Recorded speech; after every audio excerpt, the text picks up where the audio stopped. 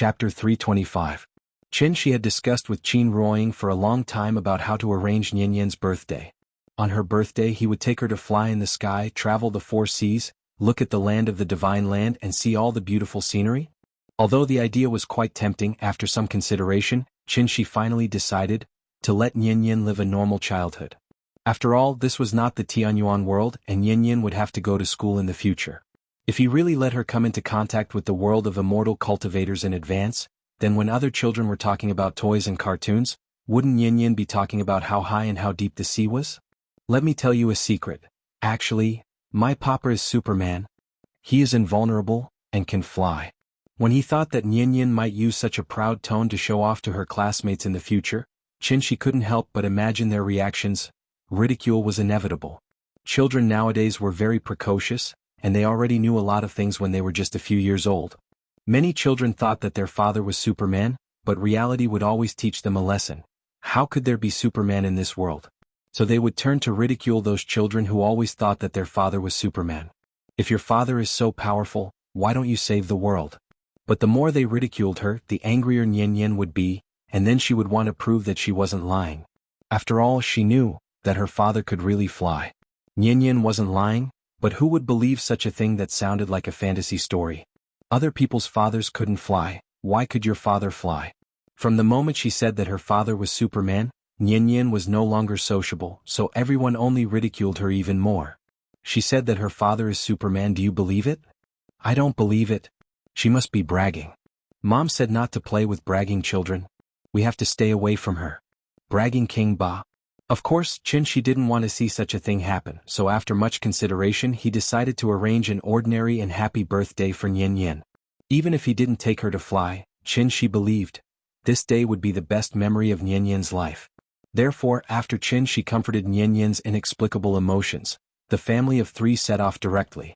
They didn't bring the big cat, nor did they call the twins. Because all the activities today only him and Ying were needed. After Qin got into the taxi with Nianyan in her arms, the little guy's mood was obviously relieved, so she nestled in his arms and asked softly, "Papa, where are we going?" As she spoke, she looked at Qin with her big, cute eyes. Needless to say, her small eyes were naturally filled with anticipation and desire. Papa and Mama were going to celebrate her birthday with her today. Since Qin wanted to give Nianyan a birthday that a normal child should have, naturally he had to plan carefully. After all, he wasn't the kind of parent who worked overtime all day and couldn't even spare time to celebrate a child's birthday. "I'll take you to a fun place. Papa promises that you'll have a good time today." "Really? Where is it?" Hearing this, Qin immediately smiled and then said mysteriously, "It's a secret for now." He wanted to keep it a secret, but this little girl was impatient, so she kept shaking his arm and said coquettishly, "Papa, tell me. Tell me." Okay, I'll tell you." Qin couldn't persuade this little girl, so after gently pinching her little face he explained with a smile, "Today I'll take you to the big world to play." "The big world?" The little guy pouted his little mouth and muttered this noun, but a blank expression appeared on his face. Because in her little brain, there was no place called the big world. Of course, the big world that Qin was talking about was not the big world hidden behind the divine gate, but the children's paradise world. This was a large outdoor expansion park that covered an area of 150 acres in the western suburbs of Shangjing. Although it was not as big as Disneyland in Zhonghai, it had its own characteristics and could be regarded as a holy place in the minds of children. The theme of the park was forest. So as soon as the little girl came to the gate of the park, she cried out, "Papa, there are so many trees here." It was the end of spring and the summer solstice. The park was full of towering trees with luxuriant foliage, and the lush leaves were natural umbrellas.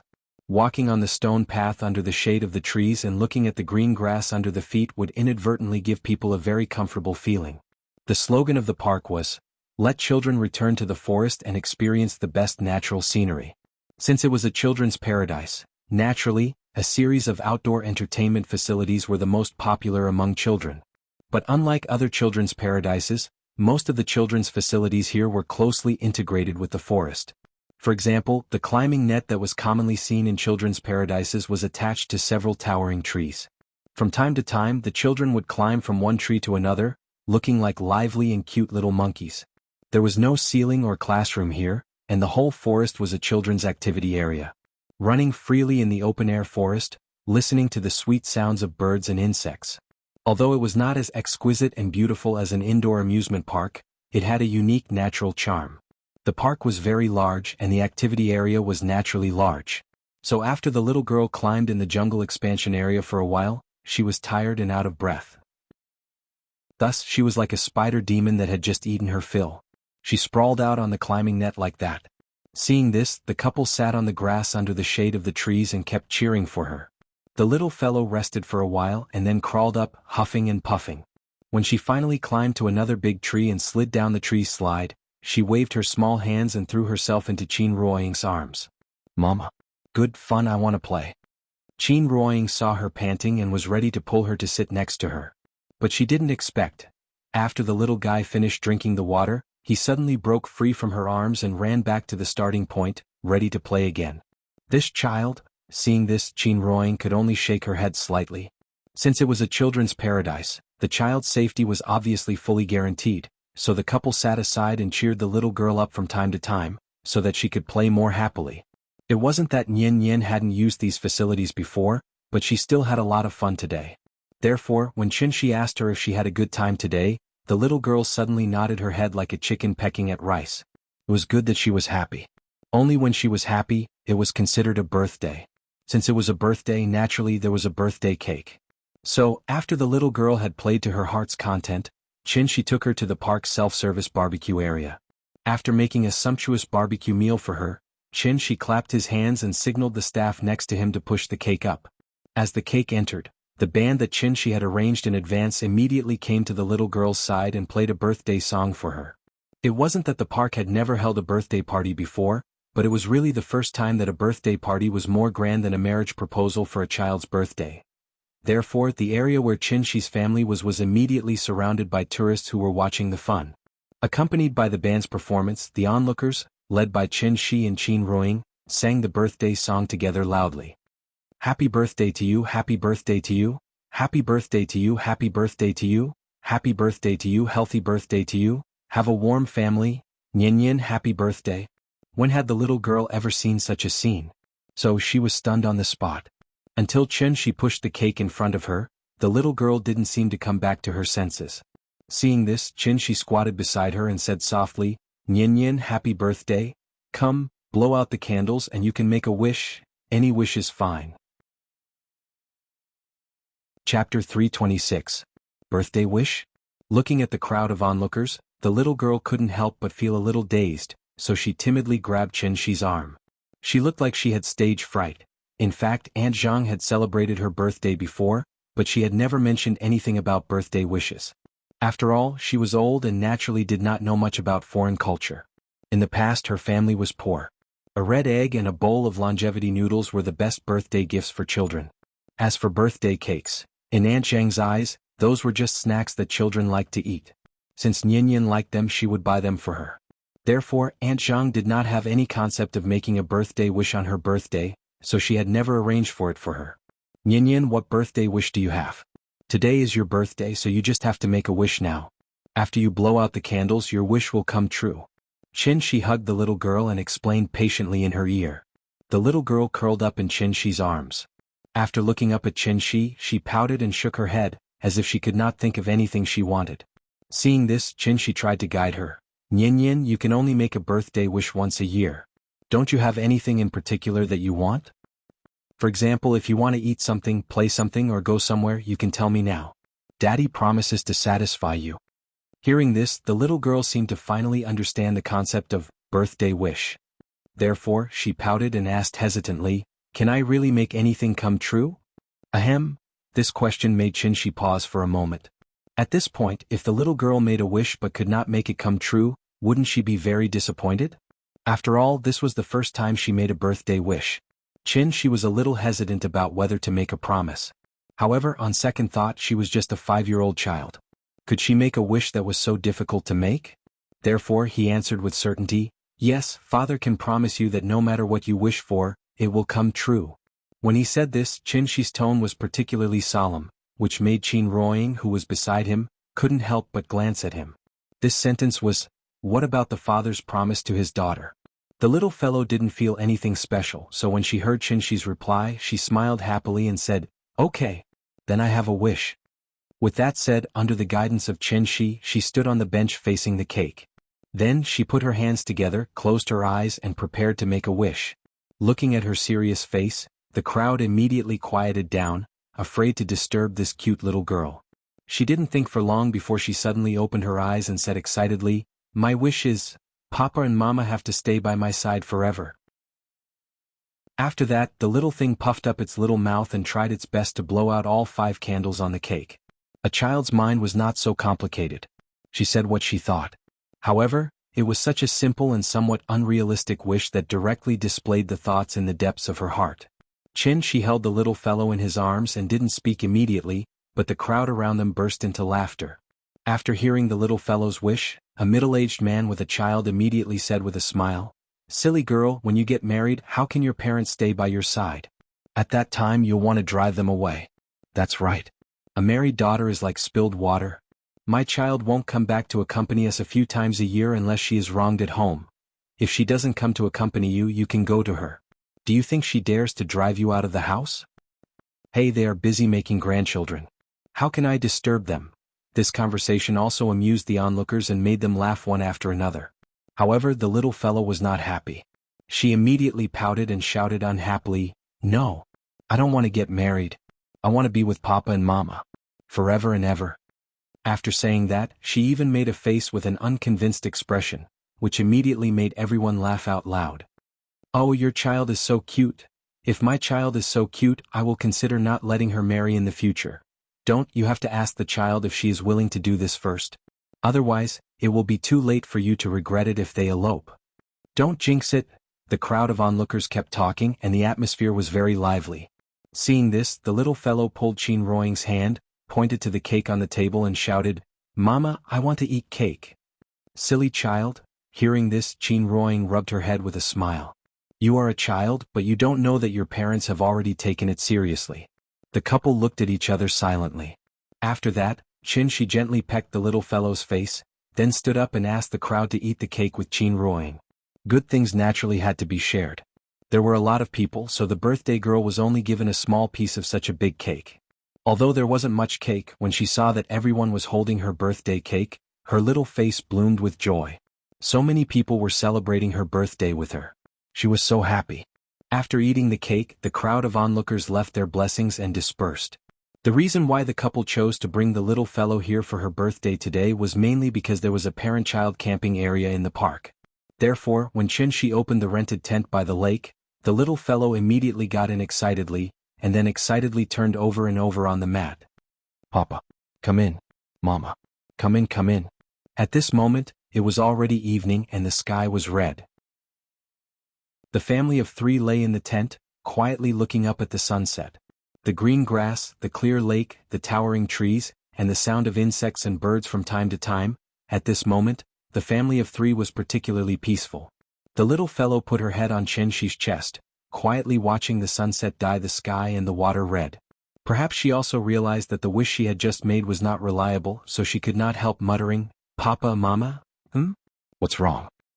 Don't leave me again, okay? I don't want to be a wild child." Hearing this, Qinshi suddenly felt a surge of warmth in his heart. Even with his age and experience, he could not control the sudden burst of emotion for a while. Therefore, Qinshi immediately hugged the little fellow with one hand and Qin Ruoying with the other, and replied very solemnly, "Okay." This warm atmosphere seemed to have infected Qin Ruoying, so she followed the little fellow and leaned her head on Qinshi's chest. Then the mother and daughter leaned on Qinshi's chest like this, blinking their eyes and looking at each other. "Nyan, come on, Dad will teach you a song." "Is it Little Star?" No, I'll teach you a new song today." "Okay. Then listen carefully, I'll sing it once first." After that, Qinshi began to hum softly. This song was very simple, and the melody was not very complicated, so after listening to it twice, the little fellow could hum along with Qinshi. Qinshi's low voice, coupled with Qin Ruoying's quiet and gentle voice, plus the little fellow's clear and melodious childish voice. This song, "Insects Fly," which always gave people a feeling of sadness, was unexpectedly sung by this family of 3 with a happy and cheerful taste. The dark sky hung low, followed by the bright stars. Insects fly, who are you thinking of?" The stars in the sky shed tears, the roses on the ground withered. The cold wind blows as long as you're with me. Insects fly, flowers sleep, pairs after pairs are beautiful. I'm not afraid of darkness, I'm only afraid of heartbreak. Chapter 327. It was a very ordinary birthday, but it was destined to be the most precious memory in the little girl's life. There was a gentle breeze by the lakeside, a lush green meadow, and a lush forest. The family of 3 lay lazily in the tent and fell asleep under the accompaniment of the starlight. It wasn't until the sun rose again that the little girl opened her eyes in a daze under the sunlight. The important birthday passed just like that, but her interest didn't seem to have waned at all. So, as soon as she got up, the little girl squatted by the lake and happily played with the lake water. Seeing this, she took her to breathe the first breath of fresh morning air while doing exercises by the lake. Nyin, Daddy will teach you how to do morning exercises, right? Okay. Good girl, then come over and stand behind me. I'll do one, you do another. 1 2 3 4 2 2 3 4. Very good, next is body rotation exercise walk. She acted as a physical education teacher, standing by the lake and shouting slogans while doing standard movements. The little girl followed behind She's but, doing her best to twist her butt and shake her hands. That silly look looked very cute. As She's magical slogan continued to ring out, many parents seemed to be infected by him. So, they brought their children behind them and started to do the radio calisthenics with the father and daughter pair. After finishing their morning exercises and eating breakfast, the family of 3 finally got on the car to return home. On the way back, she played the role of a language teacher and gave the little girl an essay question. The question was, the most unforgettable day. The little girl was very interested in this question that was obviously out of the syllabus. So, she told the little guy about the 6 essentials of writing, and under his patient guidance, the little guy was able to draw inferences about other things from one example, and successfully wrote the first essay of his life. The only regret was, Nyin still didn't know how to write, so there was no way to write this essay on paper. However, she believed that when Nyin attended language classes in the future, this piece of the most unforgettable day would definitely become a model for her teacher's lectures. Under their tutelage, Nyin would definitely become an excellent Chinese class representative in the future. In this regard, she was full of confidence. It was a sunny afternoon in Hohai, a quiet and cozy little tea house. The leisurely days passed by slowly. Until this day, May 20th. Only half a month had passed since Nyinyin's birthday. Logically speaking, with the dry summer weather, there should be very little fog in the morning. But today he didn't know why. In the morning, as soon as the little girl opened the door, she saw a foggy scene as if winter was coming. The thick fog obscured their vision. The little fellow stood outside the door of the west wing. When she raised her head, she couldn't even see the door of the east wing clearly. The visibility was at most 5 meters. Standing in the courtyard and looking at the sky, the thick fog even covered the brilliant morning sun. The fog cast a mysterious veil over the familiar things around him. Standing in the courtyard and looking at the sky, the thick fog even covered the brilliant morning sun. The whole sky was gloomy. In this regard, the little fellow was particularly excited. She actually played hide and seek with the big cat in the fog. The big cat circled around the courtyard, and the little fellow chased after it. Because she ran too fast, when she realized that there was someone in front of her, it was too late to stop. Thus, the little fellow fell into the arms of that person. Nyin, run slower. Be careful not to fall. The little fellow looked up and found that she had fallen into Qin Yongyan's arms. She immediately opened her mouth and sweetly called, "Grandpa, good girl, go play." Qin Yongyan touched the little fellow's head, and then gently let go of her. After this period of cultivation, Qin Yongyan's cultivation had improved by leaps and bounds. He was originally a master of gang strength, so when he refined all the genuine qi in his body into genuine essence, his cultivation smoothly reached the late stage of foundation establishment. He was only one step away from becoming a legendary celestial being. Qin Yongyan stood on the stairs outside the main hall and looked at the sky thoughtfully. Only then did he turn his head to look at the west wing. Then, he suddenly nodded in that direction as if he was greeting someone. The little fellow continued to chase the big cat in the courtyard. Suddenly, a pair of big hands stretched out from the fog and directly picked up the naughty little fellow from the ground. Nyin, stop playing.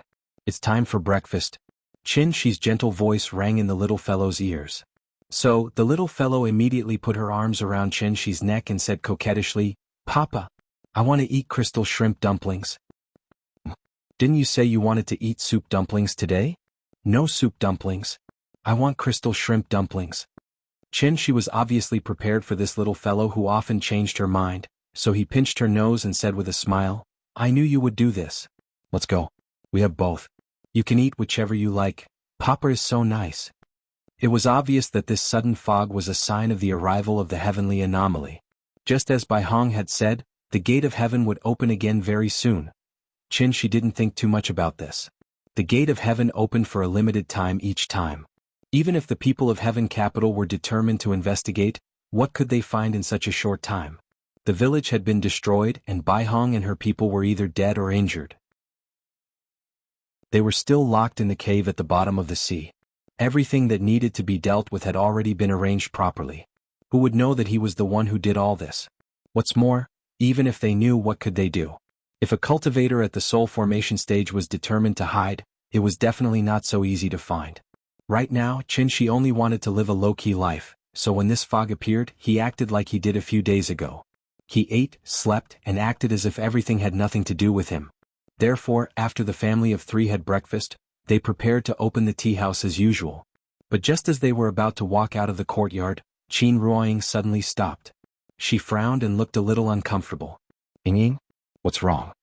She immediately noticed Qin Ruoying's strangeness, so he hurried to her side and held her hand very nervously. Nothing. I just felt a little dizzy just now. I'm fine now. Hearing this, she couldn't help but look at Qin Ruoying with slight surprise. Dizzy? What a joke. What's Ying's cultivation level? How could she feel dizzy? At the thought of this, she immediately released a trace of true essence, and then carefully sorted out Qin Ruoying's physical condition. He didn't find any problems. But the more it was like this, the more worried she was. Ying could get sick? She's expression was a little uncertain. In order not to worry him, Qin Ruoying seriously felt her own situation, and then said with a smile, It's really nothing. Maybe it's because I was a little absent-minded just now, so I felt like this. Now I'm fine. Qin Ruoying signaled Shi not to worry. At this time, the little fellow who had already run out of the door with Qiao Yuan, turned her head and found that her parents didn't follow, so she quickly ran back. Papa? What's wrong? The little fellow looked at Shi in confusion. Seeing his dignified look, she carefully stretched out her small hand and pulled the corner of Shi's clothes. Shi was silent for a while and then suddenly said to Qiao Yuan, Xiao, you go and open the door first. Ying is a little uncomfortable today. I'll take her to the hospital. Okay boss, I'll go and open the door first. After Qiao Yuan left, she ignored Qin Ruoying's objection and took her directly back to the room. Yin, Papa's going to check Mama's body. You watch cartoons by yourself first.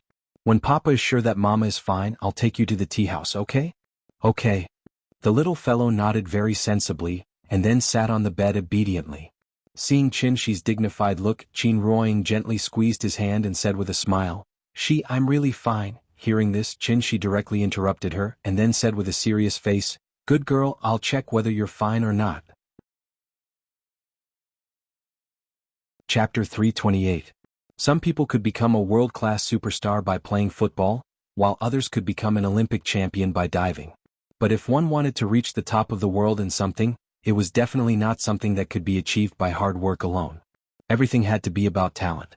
Even when playing games, some people could reach the diamond rank after playing for 3 months, while others were still struggling in the silver rank after playing for 3 years. There were geniuses in all walks of life, but in this world, most of them were ordinary people who could not even compare to others in playing games. Qin Ruoying was such an ordinary person. At least, in terms of cultivation, she really did not have any outstanding points. So even with Shi, a soul formation expert, training with her all day long, Qin Ruoying's improvement was still so slow. With this kind of cultivation talent, if placed in the Sky Yen God sect, she might not even be as good as the most ordinary outer disciple. But there was no other way who asked her to have a strong background. Of course, poor aptitude was one thing, but no matter how bad Qin Ruoying was, she was still a cultivator who had stepped into the foundation establishment stage. Even martial artists could be immune to all kinds of diseases, let alone cultivators. Therefore, when Qin Ruoying said that she was a little dizzy, Shi's reaction was obviously a little overboard. As the saying goes, once bitten, twice shy. Perhaps it was because Qin Ruoying had lost her yin spirit previously, Shi now paid extra attention to any abnormal situation. For the sake of caution, Qin even used the amplification effect of the soul crystal, and carefully checked the situation of Qin Ruoying's soul. Qin Ruoying's spirit had already returned, so no matter how Qin looked, he did not find any problems. Could it be, was it really like what Ying said because she was a little absent-minded just now so she suddenly felt a little dizzy? Psychological effect? While Qin was depressed, the little fellow was secretly paying attention to his expression. As soon as she saw the expression on Qin's face slightly relax, this clever little thing eagerly came to his side, then hugged his arm and acted like a spoiled child. "Papa, what's wrong with Mama?" This silly child has learned how to read people's expressions. Seeing this, Qin pinched her little face and said with a smile, "Mommy is fine. Let's go. I'll take you to the tea house to play with your brothers." "All right." Since Qin Ruoying was indeed fine, Qin could naturally put down the big stone in his heart. When the family of three walked out of the west wing again, the thick fog in front of them still hadn't disappeared. The heavenly anomaly this time, could it have happened in Shangjing? Qin looked up at the sky and observed for a while. In the end, he did not want to go and investigate. Instead, he carried the little fellow and walked straight into the tea house. Whether it was the recovery of spirit energy or the opening of the heavenly gates, none of this had anything to do with Qin. Whether it was in the past or in the present, his ambition had never changed, and that was 30 mu of land, a cow, and a warm bed for his wife and children. Just a few simple sayings, but they were enough to describe the ideal life in his heart. While Qin was busy accompanying his wife and children, Siachen Glacier, Beiyao Temple. Qin had long guessed that someone might come to the Beiyao Temple to check the situation, so he removed the restrictions outside the temple long ago. At the top of the snowy mountain, the wind and snow seemed to never calm down for a moment. The mountain wind whistled past, mixed with bursts of snowflakes fluttering in the air. It was obviously a beautiful dynamic picture, but it gave people a sense of peace and tranquility. At this moment, it seemed that even time had stopped. In the wind and snow, two figures were particularly conspicuous like two drops of ink on a piece of rice paper. One of them was relatively young, about 30 years old. The other person's hair and beard were all white, and he wore a green robe. He seemed to have a kind of sage-like charm. The young man was holding a bronze mirror in his hand, but the surface of this bronze mirror was dark. But there was something strange about it. There was a metallic luster flowing on the surface of the black mirror. From afar, this bronze mirror looked like a black hole, with a mysterious and wonderful beauty. "Master, if the records of the divination pavilion are not wrong, the Beiyao Temple should be here." The young man looked around, but under the wind and snow, what could he see except for the white snow? The snow had already drowned everything. The old man frowned and cast his gaze on a snowy area. Immediately after, he gently waved his sleeve, and an invisible force suddenly burst out. Like a stone smashing into water, the accumulated snow on the snowy ground immediately exploded and scattered in all directions, turning into snowflakes that fluttered in the air. Then the old man waved his sleeve again, and a gust of wind suddenly blew in the air. In an instant, the snow that covered the sky and the sun was all blown to another mountain top. The wind and snow suddenly stopped. A black building suddenly appeared in the old man's line of sight. This unopened sacred hall was like a flower bud waiting to bloom, standing alone on the mountain peak. Seeing this, the young man immediately soared into the air and flew above the hall in the blink of an eye. He held the mirror and looked at the hall. Immediately, as if some mechanism had been activated, a series of ka-ka rotating sounds could be heard in the hall. Then, this black hall slowly bloomed under the young man's slightly bewildered eyes. "This is the Beiyao Temple?" The young man landed in the center of the hall and carefully looked at the strange patterns on the floor. But just as he was curious about the things around him, the old man suddenly called out to him. "Wuxia, there's no need to look. Let's go." Hearing this, the young man called Wuxia immediately flew back to the old man's side, and then asked with a puzzled expression, "Master, what happened to this temple? The evil spirit has been destroyed, and the soul crystal has been lost. Without these two cores, the Beiyao Temple can be considered to be completely destroyed. Is there no way to repair it?" "There's no way." The old man shook his head, then suddenly asked, "Wuxia, carefully feel the aura here and see if you can sense anything?" "Okay." After hearing the old man's words, the young man sat cross-legged in the air, held his breath, and carefully felt the surrounding spirit of heaven and earth. "Master, this place seems to have the aura of senior brother Baihang. He should have been here before. Is that so?" After the old man glanced at the black lotus below, he waved his sleeve again. The wind and snow all over the sky suddenly surged. The old man did not use true essence to protect his body. Instead, he allowed the goose feather-like snow to continuously fall on his body. Therefore, in a short while, the old man's body was covered with a shallow layer of white snow. They came in a hurry and they left in a hurry. If I'm not wrong, they're probably dead by now. What? Hearing this, the young man's face couldn't help but change drastically. He looked quite excited and asked, "There is still someone in the lower realm who can hurt senior brother? Why not? Moreover, are you so sure that the person who hurt them must be from the lower realm?" "Master, I don't understand what you mean. If you don't understand, think more."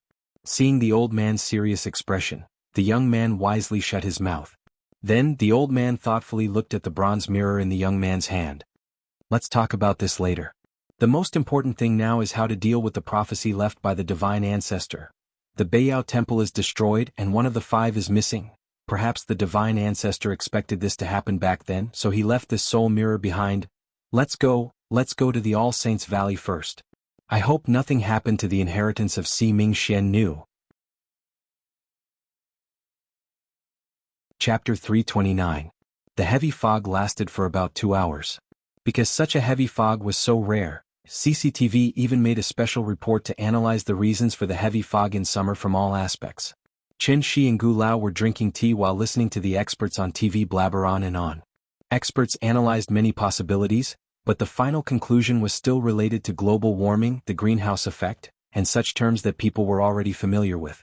No matter what the situation was, as long as there was an abnormal climate, it was definitely due to environmental degradation. Therefore, the experts only repeatedly appealed on TV, hoping that people would spontaneously protect the environment and protect the common home of all mankind.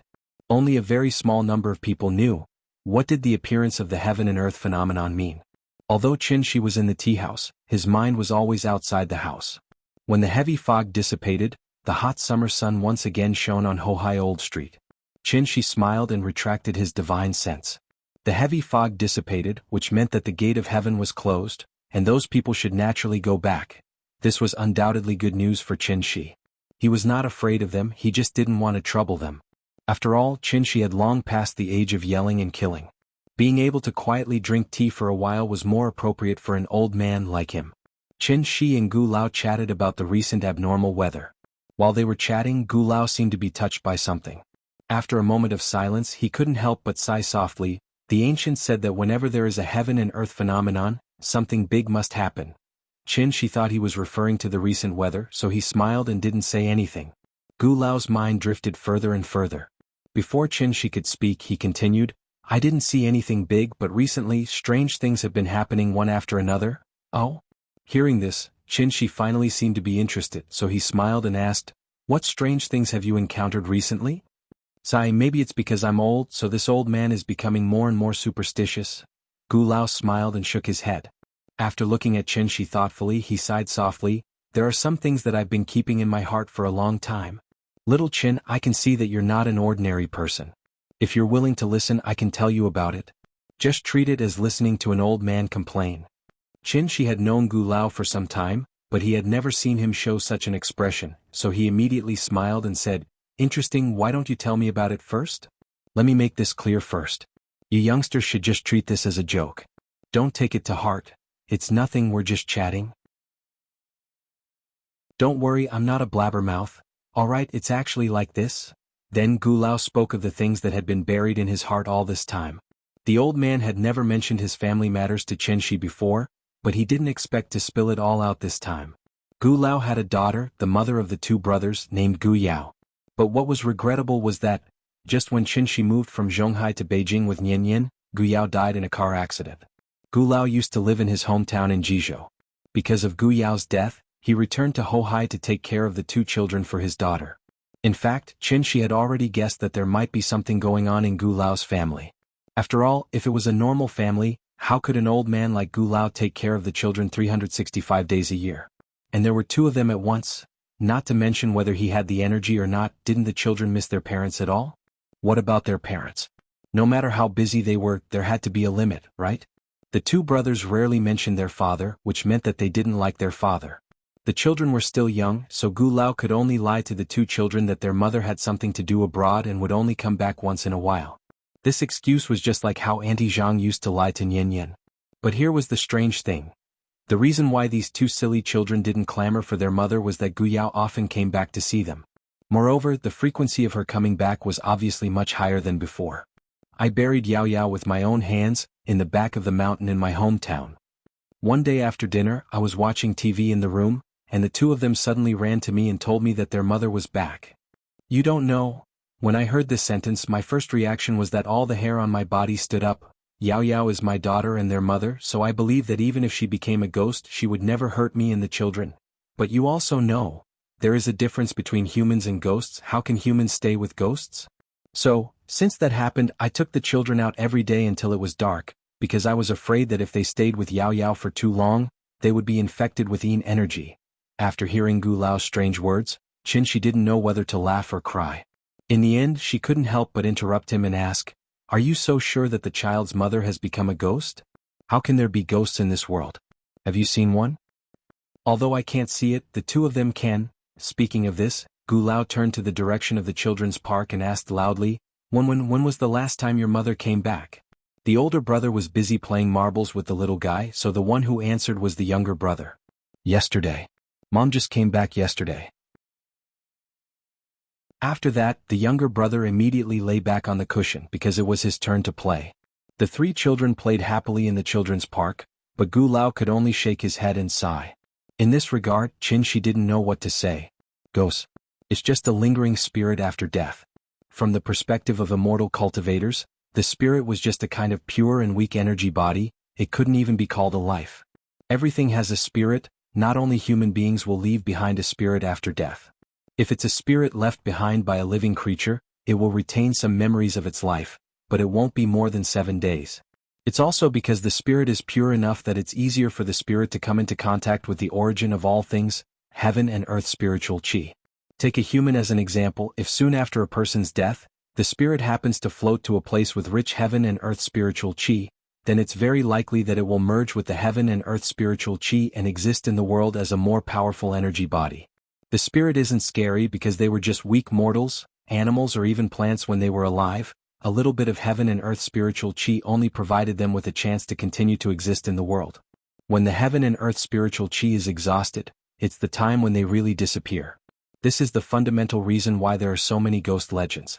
But now the strange thing is, Gu Yao has been dead for more than half a year, but her spirit hasn't disappeared, and this.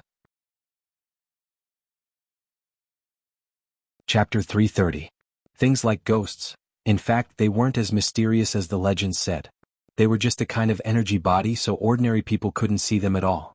But if the ghost suddenly condensed too much yin energy for some unknown reason, it would cause the ghost's soul body to materialize. It was precisely because of this that ordinary people could see ghosts. Of course, this situation was extremely rare. In addition to this situation, there were a very small number of people who could directly see ghosts with their naked eyes. These kinds of people often appeared in folklore, yin-yang eyes. However, the yin-yang eyes wasn't very accurate. Immortal cultivators knew more than ordinary people, so from the perspective of immortal cultivators, the so-called yin-yang eyes was actually far more sensitive than ordinary people, so they could keenly detect signs of spiritual energy or yin energy fluctuations. These people were obviously good seedlings suitable for cultivation. Although Qin didn't specifically test the brothers' cultivation aptitude, the fact that they could see Gu Yao's ghost meant that the aptitude of these two brothers wouldn't be too bad. Although the seedlings were good, they weren't enough to arouse Qin's interest. What he was more concerned about was, it had been more than half a year, why hadn't Gu Yao's ghost dissipated? One had to know that the ghost of an ordinary person could only last for 7 days at most. Without the nourishment of the physical body, the soul was quite fragile. Even if the cultivation reached the golden core stage, as long as the yuanying hadn't been condensed, it was impossible to exist in the form of a soul for a long time. Qin was thinking about the reason why Gu Yao hadn't dissipated. Seeing that he had been silent, Gu Lao thought that Qin thought he was crazy, so he immediately shook his head and smiled. Forget it, just treat these things as gossip. Children's words carry no harm. Maybe it's because they miss their mother too much that they have such hallucinations. Night talk in the city, ghosts and monsters. These things had always been circulating in folklore, and Gu Lao didn't want this matter to make Qin feel uncomfortable. After all, even if Gu Yao became a ghost, she was still Gu Lao's biological daughter, so Gu Lao believed that Gu Yao wouldn't hurt him. Qin wasn't related to Gu Yao in any way, What if she was accidentally targeted by her? It was better for ordinary people to stay away from such strange things. What's more, Gu Yao had been appearing more and more frequently recently. Every time she appeared, although Gu Lao couldn't see it, he could clearly feel the change in the surrounding temperature. It was clearly a hot summer day, but the room seemed to be air-conditioned. Gu Lao was also worried about this matter, so he couldn't help but tell Qin Shi about it. But as soon as he finished speaking, Gu Lao regretted it. It was best not to scare others when it came to their own matters. However, after listening to Gu Lao's words, Qin Shi responded with a relaxed smile. Let's not talk about whether these things are superstitious or not, but I see that these two children are usually fine. There are no problems with their physical and mental health. Since it's been more than half a year, there shouldn't be any problems. You can think of it this way. Even if these things are just the children's illusions, at least these illusions can bring a certain degree of comfort to the two of them. Just treat it as a kind of spiritual sustenance. After all, the children are still young. They may not be able to accept the fact that their mother has passed away. When they grow up, you can tell them the truth. Maybe this way it will be easier for them to accept it. Qin Shi's words were very vague, but Gu Lao still understood the meaning of his words. Gu Yao had passed away for more than half a year. If she really wanted to hurt her children, something would have happened to these two children long ago. Now these two brothers were alive and kicking all day. It was probably because she loved her children that Gu Yao often returned to visit them. If he thought about it this way, it seemed to be acceptable. Thinking of this, Gu Lao couldn't help but look at Qin Shi with a little surprise and asked doubtfully, "Aren't you afraid?" "Afraid of what?" "This kind of bad luck. If I go back to my hometown and tell them, the people in the village will probably drive us out on the spot. The three of us won't be allowed to go back in this life. If you believe it, then it's true. If you don't believe it, then it's not true. I'm a good person, but I don't believe in evil, so this kind of thing will absolutely not scare me." Hearing this, Gu Lao's mood suddenly became much better. After taking a sip of the teacup, a smile finally appeared on his face and he said, "That's good. I was worried that I would scare you. I won't have such good tea to drink in the future. You can rest assured. I'm one of the 5 good young men of the new era. I have Mao Gai, Maja, and Deng Luan to protect me. I have a 5-star red flag floating above my head and a party emblem hanging on my chest. I guarantee that all evil will be repelled and nothing will be able to invade me." Okay, let's see what you can do." After hearing Qin Shi's words, Gu Lao couldn't help but laugh out loud, so he immediately changed the topic and asked with a smile, "Since you are so good, why don't you come to my place for a meal later?" In fact, Gu Lao didn't really want to invite Qin Shi home for a meal. He just wanted to use this opportunity to take down his prestige. After all, the two were considered friends despite the difference in age, so they often made some harmless jokes. But what Gu Lao didn't expect was, Qin Shi didn't seem to have used his brain to think. After hearing Gu Lao's words, he didn't back down. Instead, he immediately nodded and hurriedly responded, "Okay, I've always wanted to try your cooking. This time I finally got the opportunity." Old Gu was stunned by old Gu's eagerness. Gu Lao was stunned for a while, then he shook his head violently, and then said with a complicated expression, "Forget it, I'm just joking with you. In the future, there will be plenty of opportunities in the future. I'm not afraid. What are you afraid of? It's just a meal, it won't get in the way." No, I really can't, it's not safe." "What's not safe?" "It's broad daylight, you're still afraid of ghosts? How about this, I'll accompany you back to cook now. After it's done, I'll bring it here to eat. Is that okay?" "Hey, I say, what's wrong with you? Why don't you listen to my advice?" "Because I'm a party member." Hearing Qin Shi's answer, Gu Lao almost choked to death. The two of them struggled for a long time over the matter of freeloading. In the end, Gu Lao couldn't persuade Qin Shi, so he had to look at the time helplessly. It was now 3:30 in the afternoon. In fact, what Qin Shi said also made sense. There shouldn't be any problems in broad daylight, so after hesitating for a while, Gu Lao reluctantly agreed to Qin Shi's proposal. So, Qin Shi immediately said goodbye to Qin Ruoying, then pulled Gu Lao out. Gu Lao's home was also near Hohai. It was less than 500 meters away from the tea house, but it had to circle around Hohai. On the way back, Gu Lao was still struggling whether to take him home. Seeing this, Qin Shi immediately found a topic to divert Gu Lao's attention, so he pretended to be curious and asked, "Hey, by the way, where's the child's father? Why haven't I heard you mention it to the child?" As soon as these words came out, Gu Lao's face suddenly became a lot worse. Chapter 331. Heartless Man. After hearing this sentence, Qin Shi's curiosity was suddenly aroused. Could it be those vulgar scenes of abandoning one's wife and children? However, this was someone else's family affair after all, and it was a scandal, so Qin Shi couldn't ask further, so he wisely shut his mouth. This question obviously touched the old man's mind, so after Gu Lao was silent for a while, he sighed deeply and said, "At that time not only was Yao Yao blind but I was also blind." Then Gu Lao frowned and talked about the past of Gu Yao and her husband. Gu Yao's husband was called Xia Kaiji and the two were college classmates. Xia Kaiji's family condition wasn't very good, but he was ambitious. When others were playing basketball and playing games, he was immersed in studying all day. This kind of man was a typical phoenix man, commonly known as a golden phoenix that flew out of a chicken coop. Phoenix man was not a derogatory term, but because their shortcomings and strengths were equally conspicuous, they slowly left a bad impression in people's hearts. Hard work, diligence, self-discipline, these were all advantages.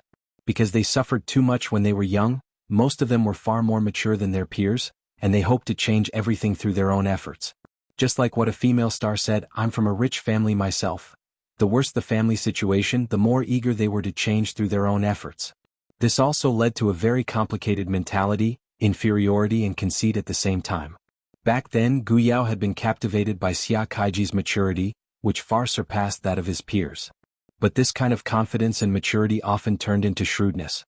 Gu Lao wasn't the kind of person who had secular prejudice, so naturally he didn't mind Xia Kaiji's poor birth. So after seeing Xia Kaiji a few times, the old man agreed to the relationship between the two.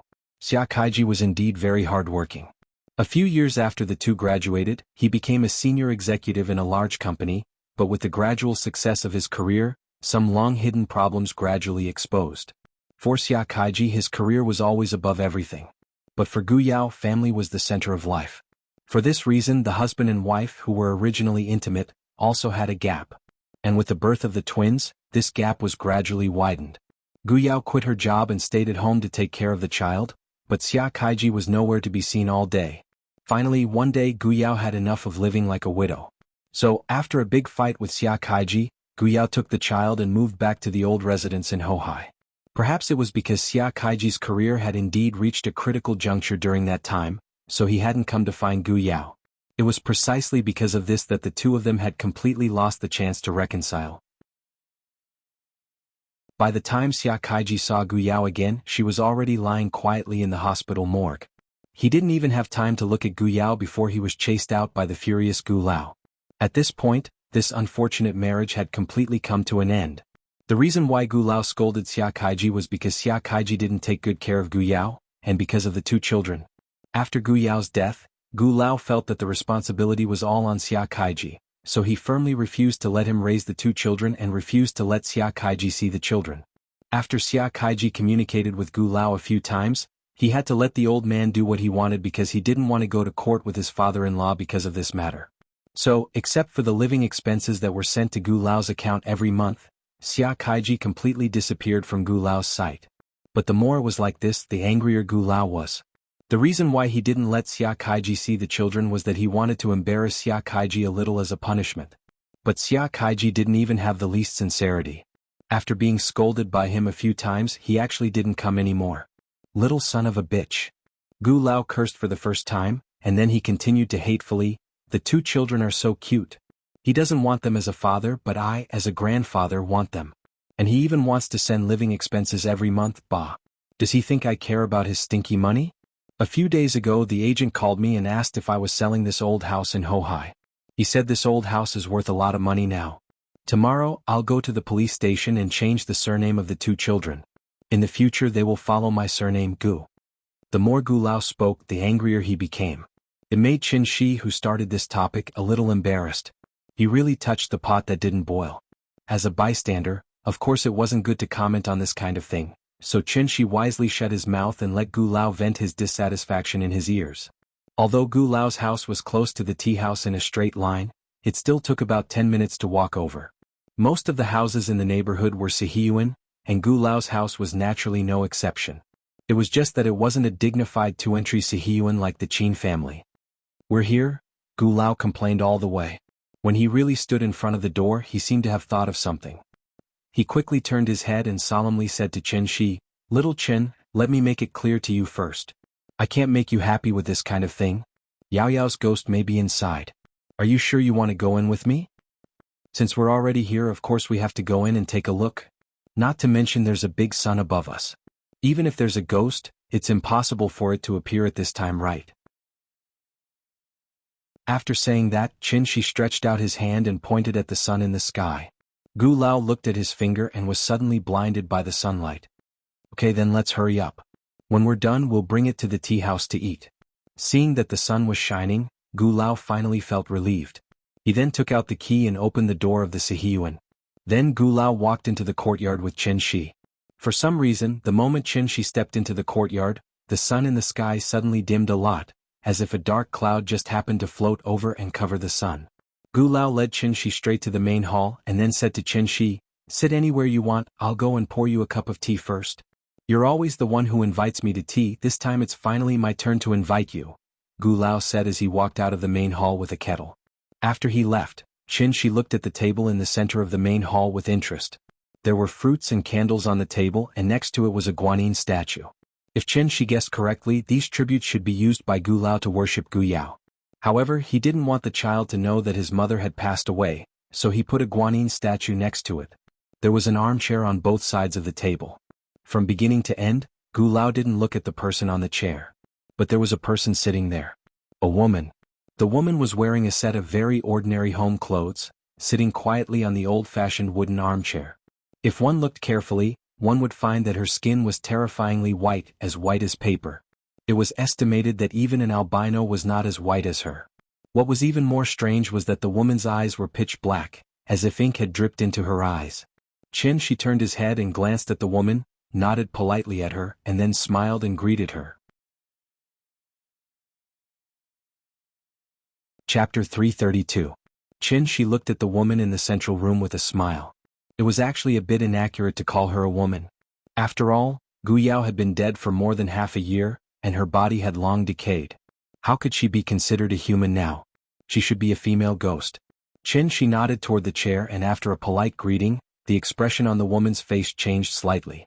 She looked no different from a real person. Although her eye sockets were dark and she didn't even have eyeballs, there was still a hint of surprise in her eyes. The woman stared straight at Qin Shi. After a long while, she finally moved her lips slightly.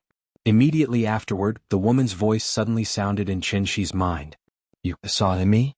Hearing this, Qin Shi couldn't help but shake his head and laugh. That was interesting. It turned out that not only did Gu Yao's soul not dissipate, but for some unknown reason she also preserved some memories of her life while stabilizing her soul body. No wonder Gu Yao had been staying with the twins, but the twins acted as if nothing had happened. It was because Gu Yao was their biological mother, so even if she became a ghost, she would never hurt her children. Qin Shi didn't answer Gu Yao's words. Instead, he stood in place and looked at her with interest. This kind of behavior was actually very impolite. Even animals had territorial consciousness, let alone ghosts. Therefore, after looking at Qin Shi for a while, the darkness in Gu Yao's eye sockets became more and more intense. It was like boiling ink, as if it could splash out of the pot at any time. Sure enough. After a few breaths of time, Gu Yao slowly flew up from the chair in a very strange way, and then looked down at Qin Shi condescendingly. If one looked carefully, they would find that Gu Yao's body was not very real. It was vaguely like a projection of a 3D holographic image. The candles in the central room were curled up with smoke. Perhaps because the lights in the room were not turned on, the originally kind guanyin statue seemed to be covered with a layer of shadow. It looked a bit ferocious and terrifying. Suddenly, a gust of chilly wind blew past, and the sound of leaves rustling could be heard from outside the house. The sky suddenly became a lot gloomier. It was dark and oppressive, as if a rainstorm could suddenly fall at any time. "Live. I won't kill you," Gu Yao's voice sounded again. However, after Qin Shi heard her words, he gently shook his head, and then thoughtfully turned to look outside the house. After a person dies, the 7 spirits disperse first. Then, the heaven soul returns to the heavens, the earth soul returns to the earth, and the life soul enters the cycle of reincarnation. Ghosts were formed from earthly souls, so they lacked heavenly souls and life souls. Naturally, they could not have complete personalities and thoughts like they did when they were alive. Therefore, if one wishes to deal with ghosts, one must first treat them as if they were mentally retarded. They were easily angered and irritated. At the same time, they were extremely aggressive. They would chop people up in the middle of the street if they didn't agree with them. Qin Shi didn't seem to realize what he was dealing with. Therefore, the moment Qin Shi turned around to look outside, Gu Yao was completely enraged by his actions, and went completely berserk. Ah! Accompanied by an ear-piercing scream that pierced the depths of one's soul, a strong wind suddenly blew in the central room. Gu Yao's facial expression suddenly became particularly ferocious. Her head of black hair fluttered in the wind, and her pair of pupilless eyes were constantly oozing black blood. She was an evil ghost that had just crawled out of hell. However, Qin Shi seemed to be unaware of anything and continued to look outside the house. Gu Yao had already issued a warning, but Qin Shi was not moved at all. Therefore, Gu Yao completely turned into a vengeful ghost, and fiercely pounced on Qin Shi. Why would people be afraid of ghosts?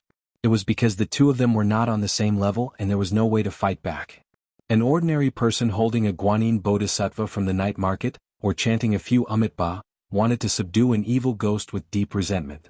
That was a plot that only existed in movies. Everything in the world had a spirit. From the moment Gu Yao turned into a ghost, she had already become a completely new life form. A life form that existed in the world in the form of energy, and was very fragile. Ghosts were more likely to come into contact with the spiritual energy of heaven and earth than humans, so ordinary people could not deal with ghost attacks at all. This was because they had no idea how the ghosts were attacking them.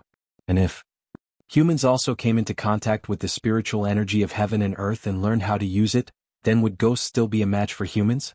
It was like asking a mentally disabled person to fight with a normal person. How could the former win against the latter? Unless the latter was also mentally disabled. Qin Shi was clearly not mentally disabled.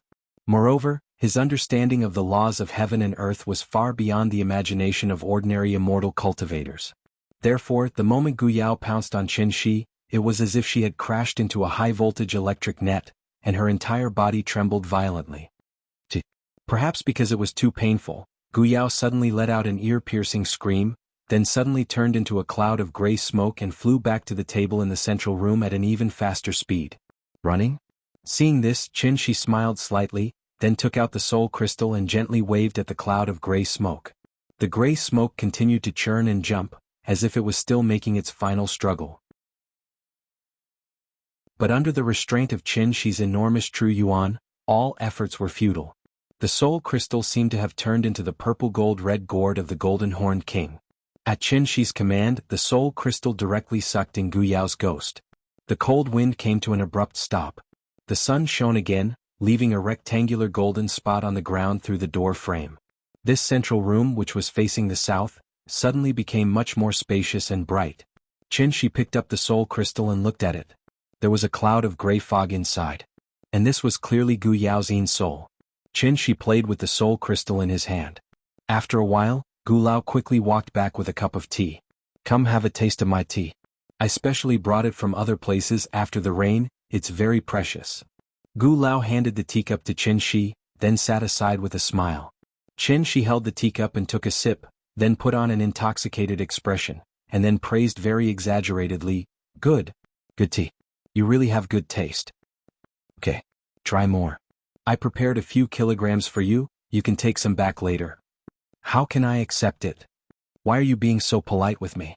Don't be polite. Just take it. Gu Lao waved his hand generously. But the old man didn't know.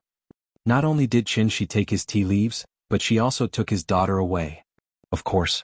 The reason why Qin Shi did this was not to hurt Gu Yao, but to help her. After all, the soul crystal was the most precious treasure in the world. Even Qin Shi used the soul crystal to nourish his divine soul, so the benefits were needless to say. Ghosts were born after people died. Therefore, compared to people, ghosts were actually incomplete. Therefore, it wouldn't be long before they completely disappeared from this world.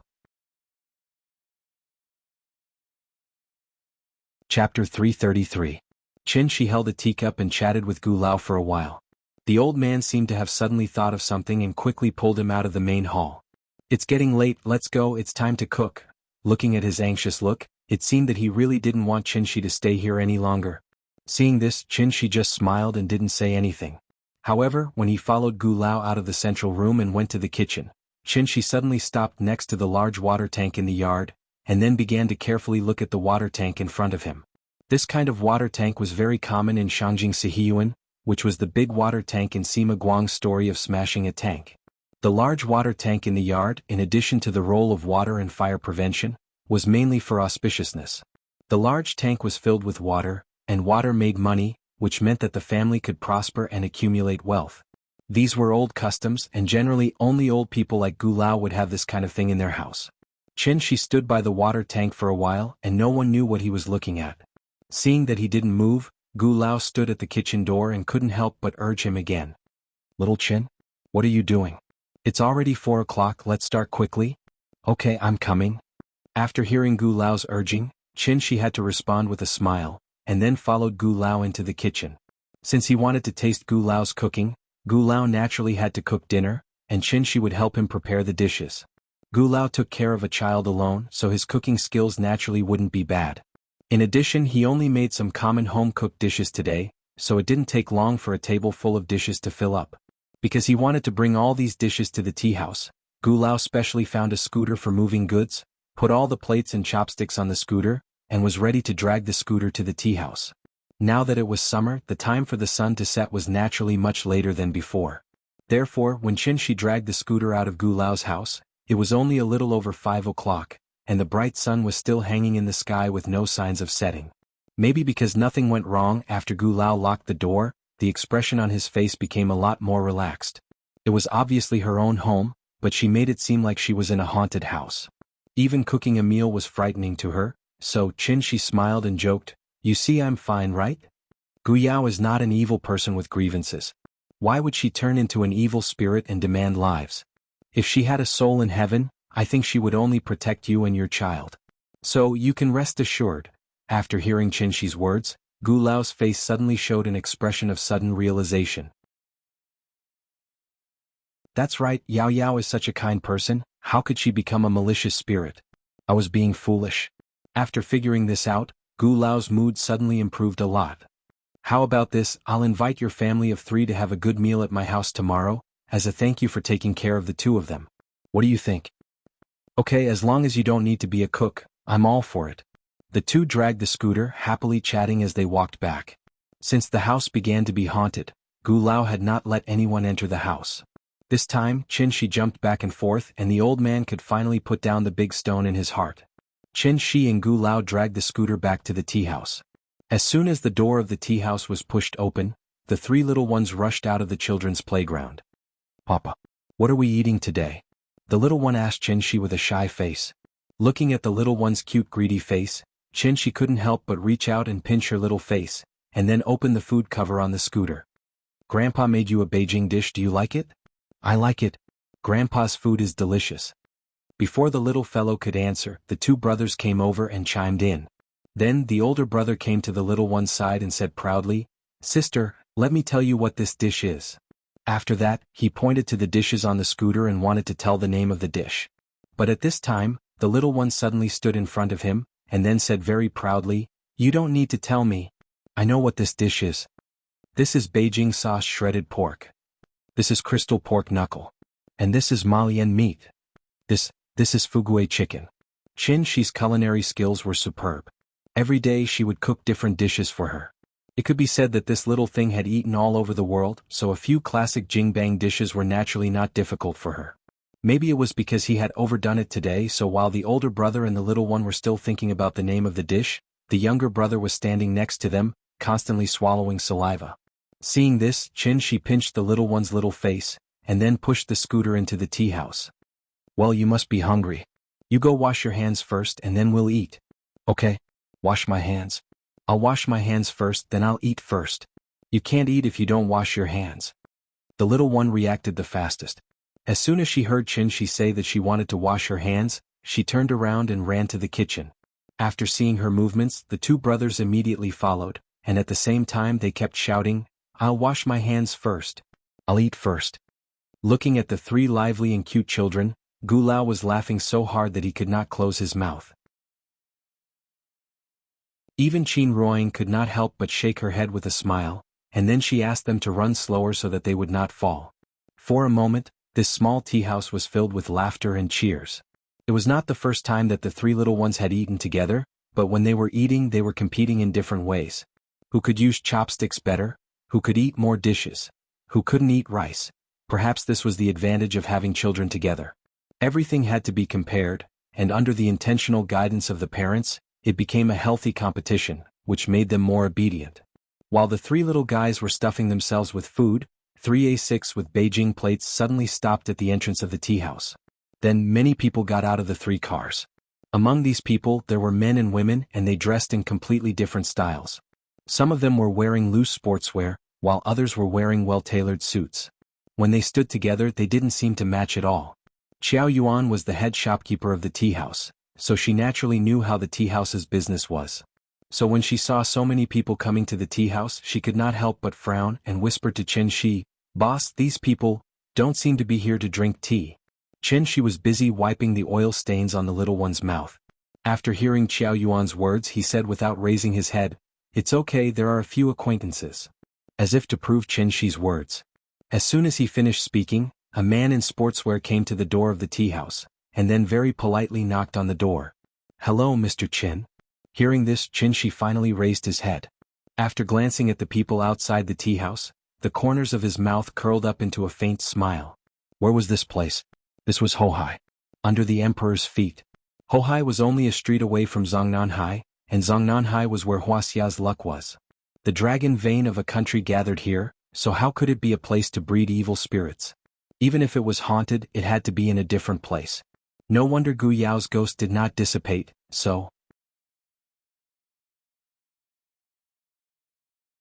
Chapter 334. For Qin Shi, Zhonghai was a place full of memories and beautiful memories. But now he chose to settle down in Shangjing instead of the familiar Zhonghai. One of the reasons was naturally because the spiritual energy in Shangjing was far superior to other places. One had to know that as the ancient capital of the 5 dynasties, Shangjing had always been the most important place in Wuxia. Zongnanhai was located in the center of Shangjing. It was the place where the dragon veins converged.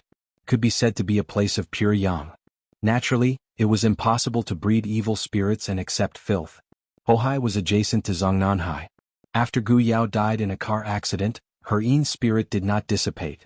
Instead, it became more and more stable and even began to condense into a soul body. This was obviously a very strange thing. Because of this, Qin Shi speculated that this matter should be deliberately manipulated behind the scenes. And if he guessed correctly, this person should want to use the geographical advantage of Zongnanhai to organize Gu Yao's soul body and cultivate an extremely powerful Yin servant. The Yin servant did not have a physical body, so once the Yin servant was formed, its combat power would naturally be far superior to cultivators of the same level, and even stronger than Shikigami. But what kind of place was Zongnanhai? The Wu Lian's influence spread throughout the country, and there were countless experts under their command. How could there be a mistake here? Japanese? In Yang Liao? How could it be? If the Japanese could cultivate Yin servants in Zongnanhai, what was the difference between that and riding on Huaxia's head and shitting? Therefore, even if Qin Shi used her but to think, she knew that this matter was definitely related to Wu Lian. It was just a thief crying out to catch a thief, and a ghost crying out to catch a ghost. Moreover, this person's cultivation level was very high and he had a high status in the Wu Lian. Otherwise, the Wu Lian would not allow him to do this in Zongnanhai. Qin Shi's guess was correct. From the cars outside the tea house, it was not difficult to see that these A6 with military license plates were all Wu Lian cars. Qin Shi didn't know who the leader was, so he didn't answer immediately. Seeing that he didn't seem to want to drive him away, the man immediately lowered his head and said politely, "Mr. Qin, my name is Ding Qingji and I work for the General Supervision Office.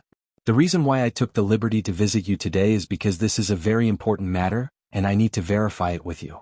Can you do me a favor?" After saying that, Ding Qingji bowed slightly and made an inviting gesture.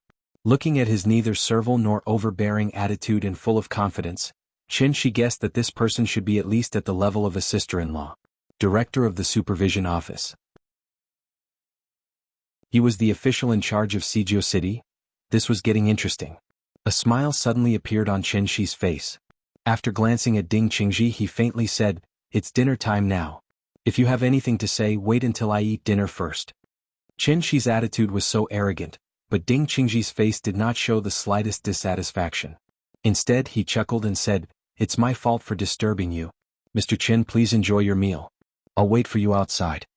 Ding Qingji looked at Qin Shi with a smile, but Qin Shi acted as if he didn't hear him. Even the little girl couldn't help glancing at him, and then looked at Qin Shi with a confused face. Open your mouth, good girl. She scooped up a bowl of rice with a spoon and sent it to the little girl's mouth. Hearing this, the little thing opened its mouth wide and swallowed the spoon in one gulp. As for Ding Qingji, who looked embarrassed, he pretended not to see it. Ding Qingji had no choice but to leave the tea house silently. No one knew what Ding Qingji said to the others outside, but after hearing what he said, they all went back to the cars. She was not an impolite person. The reason why he did that was to express his dissatisfaction. He was dissatisfied with Wu Lian. Because the two brothers liked to quarrel while eating, the meal took more than half an hour. Although Gu Lao was very curious about the relationship between Qin Shi and the people outside, he knew what to ask and what not to ask, so he pretended not to see anything from beginning to end. After Qiao Yuan cleared the table, Qin Shi looked at the clock on the wall meaningfully, and then showed a meaningful smile.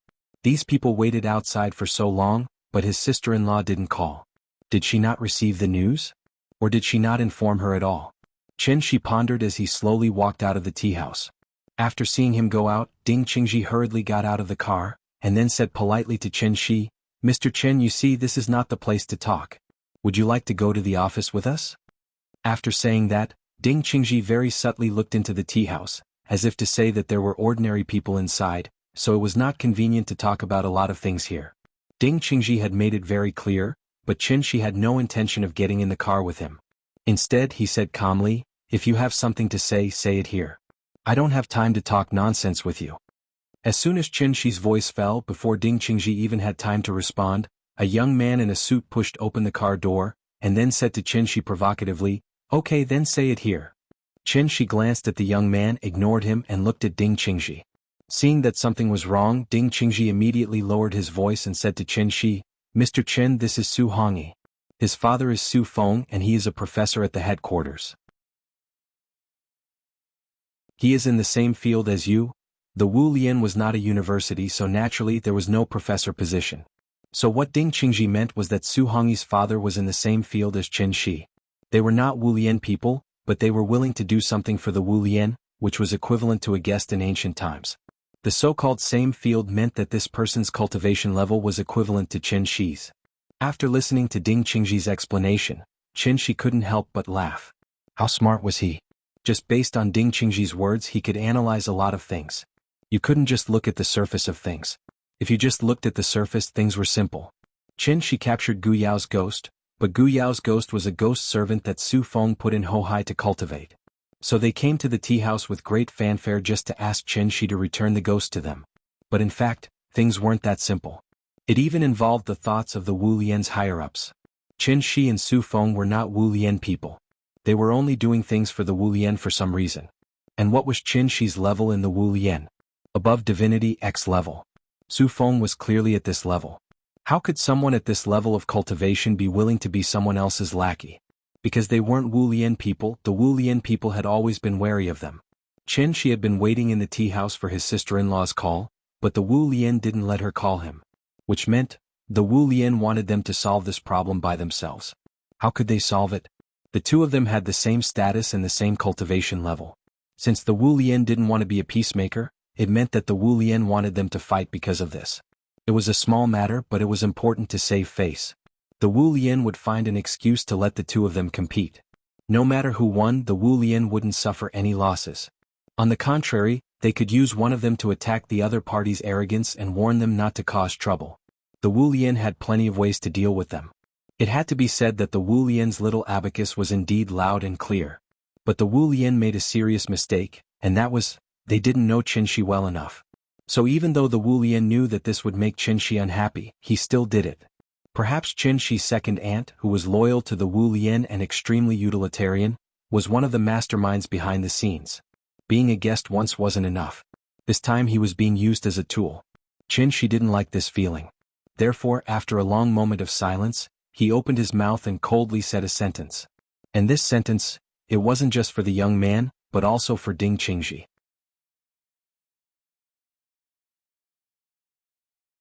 Chapter 335. Scram. It was a simple word, but it accurately expressed all the thoughts in Qin Shi's mind. He didn't even bother to look at Ding Qingji and Su Hongyi. After spitting out this word, he turned around and walked towards the tea house. Mr. Qin, you. Seeing this, Ding Qingji couldn't help but panic. Before he could even finish his sentence, The young man behind him was like an ignited barrel of dynamite. He was so angry that he jumped up and down in an instant. Stop right there. Perhaps because he was too agitated, Su Hongyi's attitude was really bad. After Ding Qingji turned around and glared at Su Hongyi finally realized who he was talking to, so he immediately restrained his temper. He then lowered his head slightly and said with some sincerity, "I'm sorry, Mr. Qin, I was rude." Su Hongyi lowered his head and apologized, but Qin acted as if he didn't hear him. In the blink of an eye, he had already pushed open the tea house's door and was about to enter the house. Su Hongyi had no choice but to look at Qin's back and hurriedly said, "Sir, please wait. This is very important. The ghost that you took away was a Yin servant that my father carefully cultivated. He also said that if I can't find the Yin servant, then I don't have to go back. I respect you as a senior, but I hope that for the sake of my father and Wu Lian, you won't make things difficult for a junior like me." After saying this, Su Hongyi lowered his head and bowed respectfully to Qin. Qin finally stopped in his tracks. However, he didn't turn around. Instead, he tilted his head slightly and said to Ding Qingji, "The people from the inspector's office are guarding outside every day. Don't you know that Gu Yao is Gu Qinghe's daughter?" "Of course we know this, but Gu Yao did die in an accident. You can verify this with old Master Gu. If that's the case, then do you know that Gu Qinghe is my friend?" As soon as Qin's voice fell, Ding Qingji felt an invisible pressure suddenly attack him. It was as if someone had poured a bucket of cold water over his head. In this evening when the summer heat still lingered, he felt as if he had fallen into an ice cellar. He only felt that his entire body was cold and his hands and feet were ice cold. Ding Qingji finally understood what it meant to be imposing without being angry. After all, this person was above the celestial realm. But now that things had come to this, he could only bite the bullet and reply, "I know." After hearing his answer, Qin finally turned around. He first took a deep look at Ding Qingji before shifting his gaze to Su Hongyi. After that, Qin asked with a calm expression, "Gu Qinghe is my friend, but you used his daughter's soul to refine a Yin servant, so I'm puzzled. Who's the one who's not giving face?" Su Hongyi was stunned. But immediately after, he was like an actor in a Sichuan opera who changed his face. Just a moment ago he was still very respectful, but now he suddenly changed his attitude and looked at Qin scrupulously. His eyes were full of provocation. Su Hongyi looked at Qin scrupulously. Qin looked at him calmly. After a long while, Su Hongyi asked with a provocative expression, "Sir, what you mean is, today's matter can't be settled peacefully?" Qin couldn't help but shake her head and laugh at this display of respect. A wild dog was a wild dog after all. Even if he deliberately pretended to be submissive, it wouldn't be long before he began to bare his teeth again. Since Su Feng was above the celestial realm, he must not be young, but this Su Hongyi looked to be in his early 20s.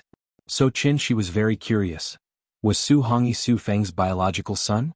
They were all the second generation of officials and rich people, but this one was the second generation of immortals? Nian was also a second generation, but why didn't he see her so evil and wild? It was not a problem of family upbringing. Just like the joke circulating on the internet, when Nian became an adult, Qin would tell her, "Nian, in fact, your parents are immortal cultivators. In order to train you, we put you among ordinary people, hoping that you can grow up healthily and happily like ordinary people. Now that you have finally grown up, in addition to telling you the truth, Mom and Dad will also teach you the most powerful cultivation technique in the immortal cultivation world. Nian, remember? From today onwards, you are the #1 second generation of immortals in the world." At the thought that Nian might become silly due to extreme shock, the corners of Qin's mouth couldn't help but curl up into a faint smile. After all, for a man like Qin who played the role of a father, no matter how old his daughter was, she would always be as lively and cute as she was today. The more Qin thought about it, the more Su Hongyi was still thinking about how to provoke Qin and at the same time, let himself escape unscathed.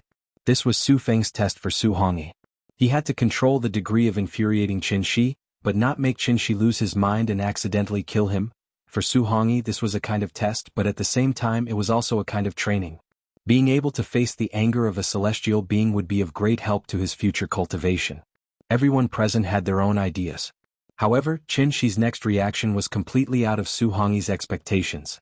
It was like basking in the sun in Hohai for the whole day, and now that the sun was about to set, it was naturally time to go home.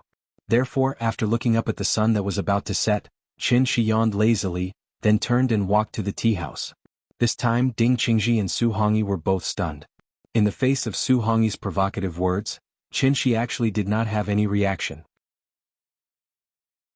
Where was the dignity of a celestial being? Where was the principle that a grandmaster should not be humiliated? Couldn't he act according to common sense? Was the script wrong?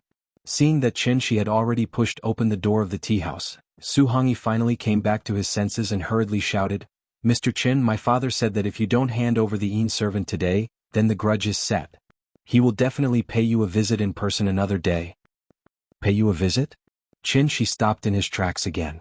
After softly repeating this word, he tilted his head slightly and said with a calm expression, "He doesn't deserve it." After saying that, Qin Shi's last bit of patience was exhausted, so he walked into the tea house without looking back. The door gently closed. Su Hongyi stood in place with a gloomy expression. After a long while, he finally spat on the ground and said coldly to Ding Qingji, "Director Ding, as you can see, it's not that we're looking for trouble, it's him who doesn't know what's going on." As he spoke, Su Hongyi waved at the car beside him. Then, someone quickly stepped forward and handed a letter to Su Hongyi. "This is a letter of challenge. Please pass it on to him." Ding Qingji took the letter of challenge, then frowned and advised, "I think this is a little inappropriate. Why don't you go back and talk to Mr. Su first? Otherwise, I can't explain it to the headquarters." Before Ding Qingji could finish, Su Hongyi waved his hand and interrupted him, then said righteously, "Director Ding, there's no need to say more. This is a private matter and has nothing to do with Wu Lian. Moreover, this Qin guy was rude first. How can my father just let it go like this?" Speaking of this, Su Hongyi suddenly turned his head and deliberately shouted in the direction of the tea house. "Su Feng declares, Mr. Su was rude first. Today I'm here to ask for forgiveness. This is well known to all Lubushao. If Mr. Su dares to accept the challenge, we'll be waiting for you at the peak of Taihang in 3 days. Think carefully, don't regret it."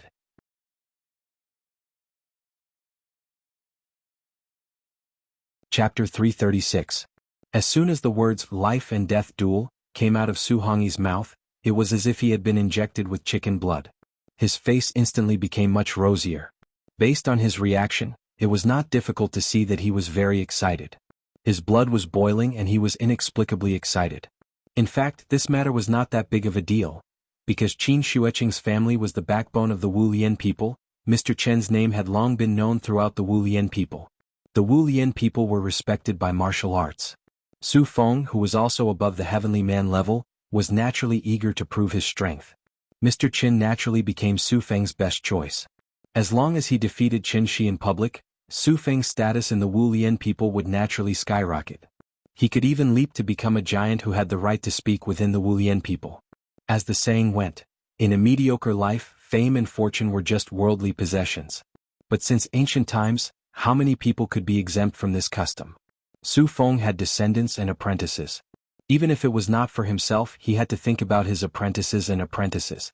He had to leave his own legacy in Wuxia. But Qin Shi and Su Feng were different. In this world, there were only a few people that Qin Shi really cared about. He was like a wanderer wandering between two worlds. Wherever there was a home, that was where he belonged. Yingying and Yinyan were on Earth, so Earth was his home. As for his legacy, wasn't Yinyan his legacy? It was enough to have such a well-behaved, smart, and sensible daughter. Old Gu was just an ordinary person. In addition, he was old, so it was normal for him to have blurred vision. Therefore, the old man did not hear Su Hongyi's shout. But just by looking at Su Hongyi's posture, Old Gu knew that this junior was not saying anything good. Therefore, when Qin Shi returned to the tea house and sat down, Old Gu could not wait to ask, "Little Qin, who is that outside?" "He's a former colleague of the company. Now that the company's performance is not good, the board of directors wants to invite me back, so they sent him to persuade me." "Lobbyist." Hearing this, Gu Lao frowned and looked out the window. Then he asked doubtfully, "But from the way I see it, he doesn't look like he's here to be a lobbyist. He looks like he's here to cause trouble?" "That's normal. If I go back, won't he have another competitor for no reason? Of course he doesn't want me to go back." After hearing Qin Shi's words, Gu Lao's face suddenly showed an expression of realization. Then he nodded and said, "That's true. I see that you are doing well as the owner of a small tea house, so it's better not to go back. It will be troublesome." "You're right." Qin Shi and Gu Lao were chatting in the tea house. Outside the house, after Su Hongyi shouted, he stood still and waited for Qin Shi's reply. However, Qin Shi did not give any response. After a full 10 minutes, Ding Qingji finally couldn't help but ask in a low voice, "Young Master Su, you see Mr. Chen hasn't given a definite answer. This matter. Why don't we just leave it at that?" Hearing this, Su Hongyi suddenly let out a sneer, then immediately shouted at the tea house again, "Mr. Chen, I have delivered your message and the letter of challenge has also been handed over to Director Ding to notarize. My father will be waiting for you at the peak of Taihang in 3 days. This battle will be watched by the world. I hope you won't miss the appointment so as not to become a laughingstock. You're the most elegant person in Wuxia, so I'm sure you won't back down. If that's the case, I'll take my leave first." After that, Su Hongyi bowed to the tea house, then got in the car and left. From beginning to end, Qin did not give any response. However, after hearing Su Hongyi's last sentence, Qin couldn't help but sneer. He was being ridden on top of his head. Night. The early summer night didn't have the irritability of the day, and the sudden breeze even seeped in a slight chill. The smog in Shangjing had always been very serious, but today, it sprinkled a little bit of starlight for the first time. After the little girl finished washing up, she lay on the windowsill and looked at the stars for a while, then played with Big Head for a while. Only then did she reluctantly climb into bed under Qin's repeated requests. According to the usual rhythm, Qin would tell her 1 or 2 short stories, and then this little thing would fall into a deep sleep. But today, for some reason, after Qin told her 2 short bedtime stories, this little thing was still very energetic, and kept crawling on Qin and Qin Ruoying. Qin had no choice but to hold her in his arms, and then gently persuade her, "Nian, be good, it's already 12 o'clock, you should rest early and have enough energy to play tomorrow, okay?" Hearing this little thing pouted and said coquettishly, "I don't want to sleep." "Then what do you want to do?" "I don't know." The little thing shook her head blankly. But then, as if she suddenly thought of something, she quickly turned her head to the end of the bed and shouted, "Big cat! Big cat! Come here." Big Cat was lying in the corner with its eyes closed, and after hearing the little thing's shout, it quickly jumped onto the bed. Meow. Just as Big Cat meowed, the little thing hugged it in her arms, and then put it on the pillow next to her. "Big Cat, it's cold outside, don't run outside, sleep with me. I'll cover you with a quilt." As she spoke, the little thing grabbed the cold quilt and then, like Qin Ruoying, gently covered the Big Cat with the quilt. Meow.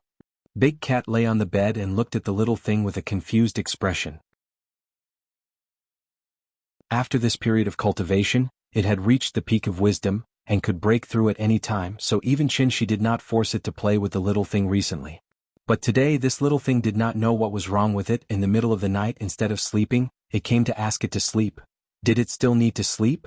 Big Cat was wondering if it should escape, but after the little thing covered it with the quilt, she gently put her little hand on it, and then imitated Qin Ruoying's tone and said, "Big Cat, be good, you're the youngest, I want to take care of you, when you fall asleep I'll sleep." These were the words Qin Ruoying usually said to her. Who would have thought that this little thing would actually apply what she learned? So, she had learned to care for others now? This was a good thing, so naturally he would encourage her. Therefore, after Qin glared fiercely at the Big Cat, it reluctantly closed its eyes, curled up into a ball next to the little thing, and pretended to be asleep. The little thing waited for a while, and when she thought that it was really asleep, she carefully covered the Big Cat with the quilt, and then obediently lay back on the bed. "I'm going to sleep."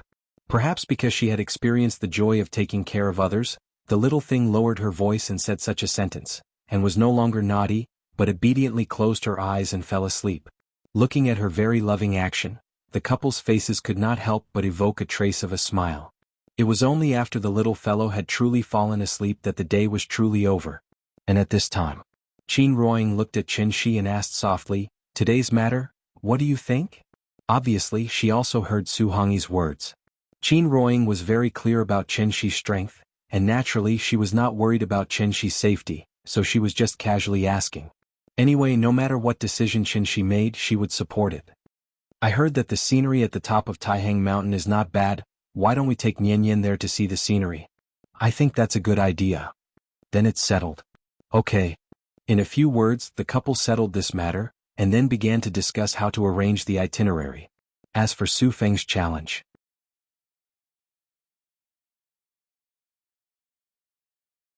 Chapter 337. Going north to the Taihang Mountains, how difficult is it? Sheep intestines are twisted, the wheels are destroyed. How bleak are the trees, the north wind is mournful. Cao Cao's poem, Journey of the Bitter Cold, described the magnificence of the Taihang Mountains. The Taihang Mountains started north from Shangjing and extended south to Jianghu. The 800 miles of Taihang spanned across 4 provinces. Could be said to be vast and majestic. Because of the direction of the mountains, the Taihang Mountains were higher in the north and higher in the south. The peaks were mainly concentrated in Jianghu, not far from Shangjing. It was also because of the towering peaks in the north of Taihang that it formed a completely different landscape from the south. In the depths of the mountains, one could see cliffs that looked like they were carved by knives and axes, deep and narrow canyons and winding rivers. The road wound up the steep cliffs, going round and gradually disappeared into the clouds. Looking down through the car window, one could see the erratic clouds in the mountains, and the lush greenery that even the fog couldn't cover. Layers of green forest, enchanting wilderness. The little girl didn't like to sit in a car because it always gave her a feeling of suffocation. Therefore, compared to a car, the little girl preferred to sit in a bus. After all, the bus was spacious and had a wide view. Sitting in the bus, one could see the beautiful scenery of the mountains. Today they were hiking, so Qin Ruoying gave the little girl a set of children's sports clothes. Her hair was tied up in a bun, revealing a round and rosy little face. She looked particularly lively and cute. Click, click, click. The little girl sat on Qin Ruoying's lap and took pictures with her mobile phone. But she didn't have a sense of beauty, so she just took pictures for fun. As long as she heard the click-click sound of the phone, the little girl couldn't help but giggle. Come to think of it, only a child's laughter could be so innocent and crisp. She came out to play for fun. And her laughter seemed to have a strange magic that could infect the people around her. As long as he heard her crisp laughter, he would feel like he had really escaped from the city, put aside his work and worries, and enjoyed life with a natural state of mind. Therefore, even though this little thing kept on making noises throughout the journey, the other passengers in the carriage didn't find her too noisy. Instead, they would turn back to look at the couple from time to time. They didn't hide the envy in their hearts at all and kept on praising this child for being so cute. It was May 24th, Wednesday. It was an ordinary Wednesday.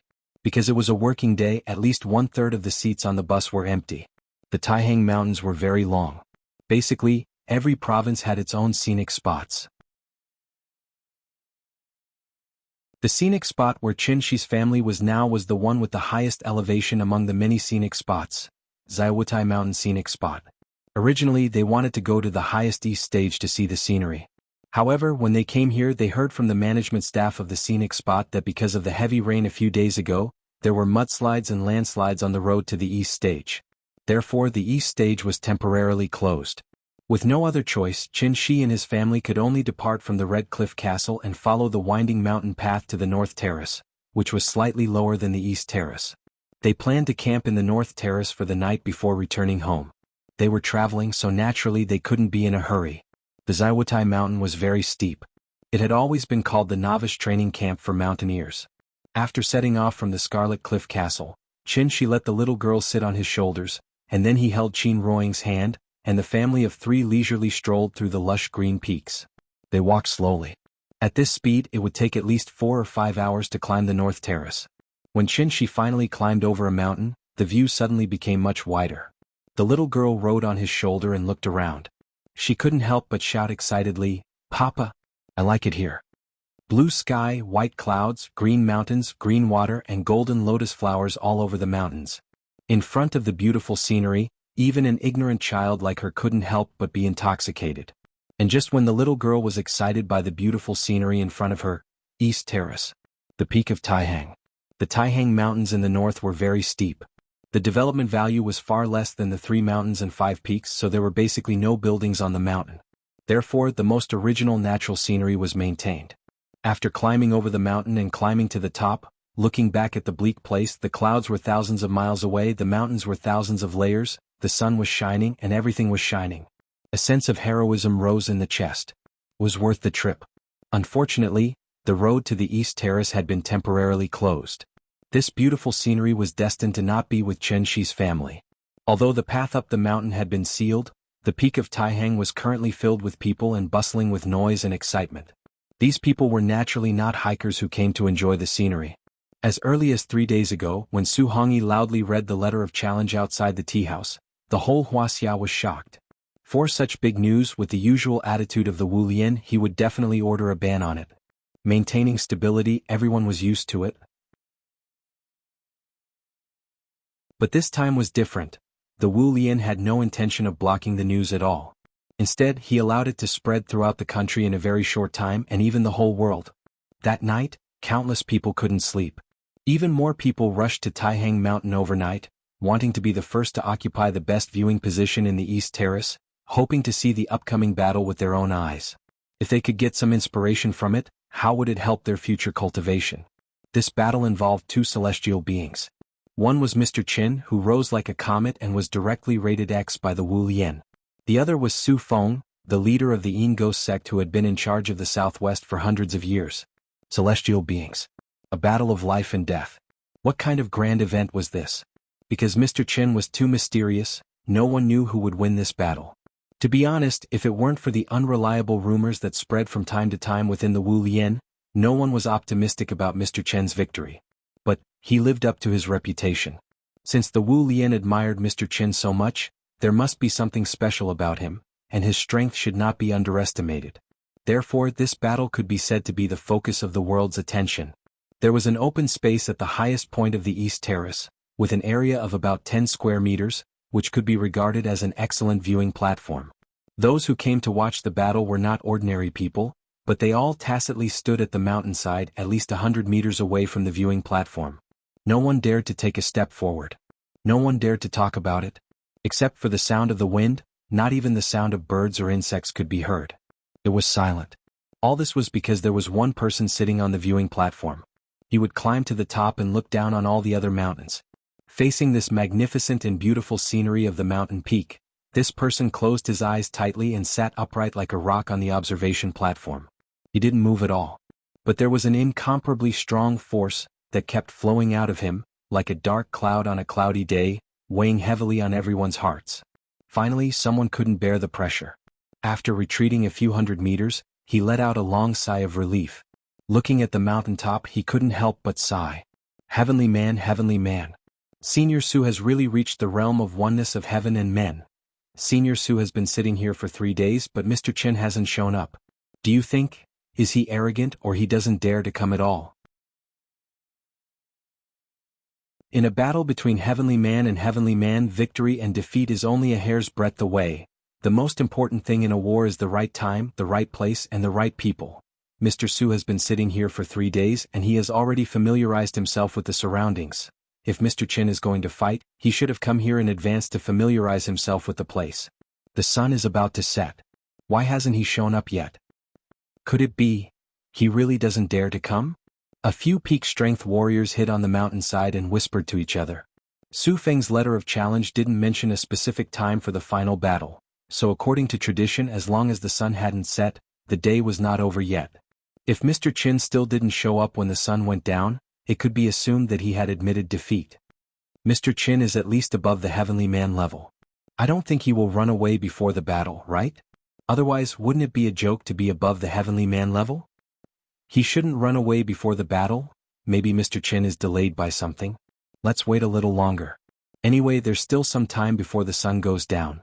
Maybe he's already on his way.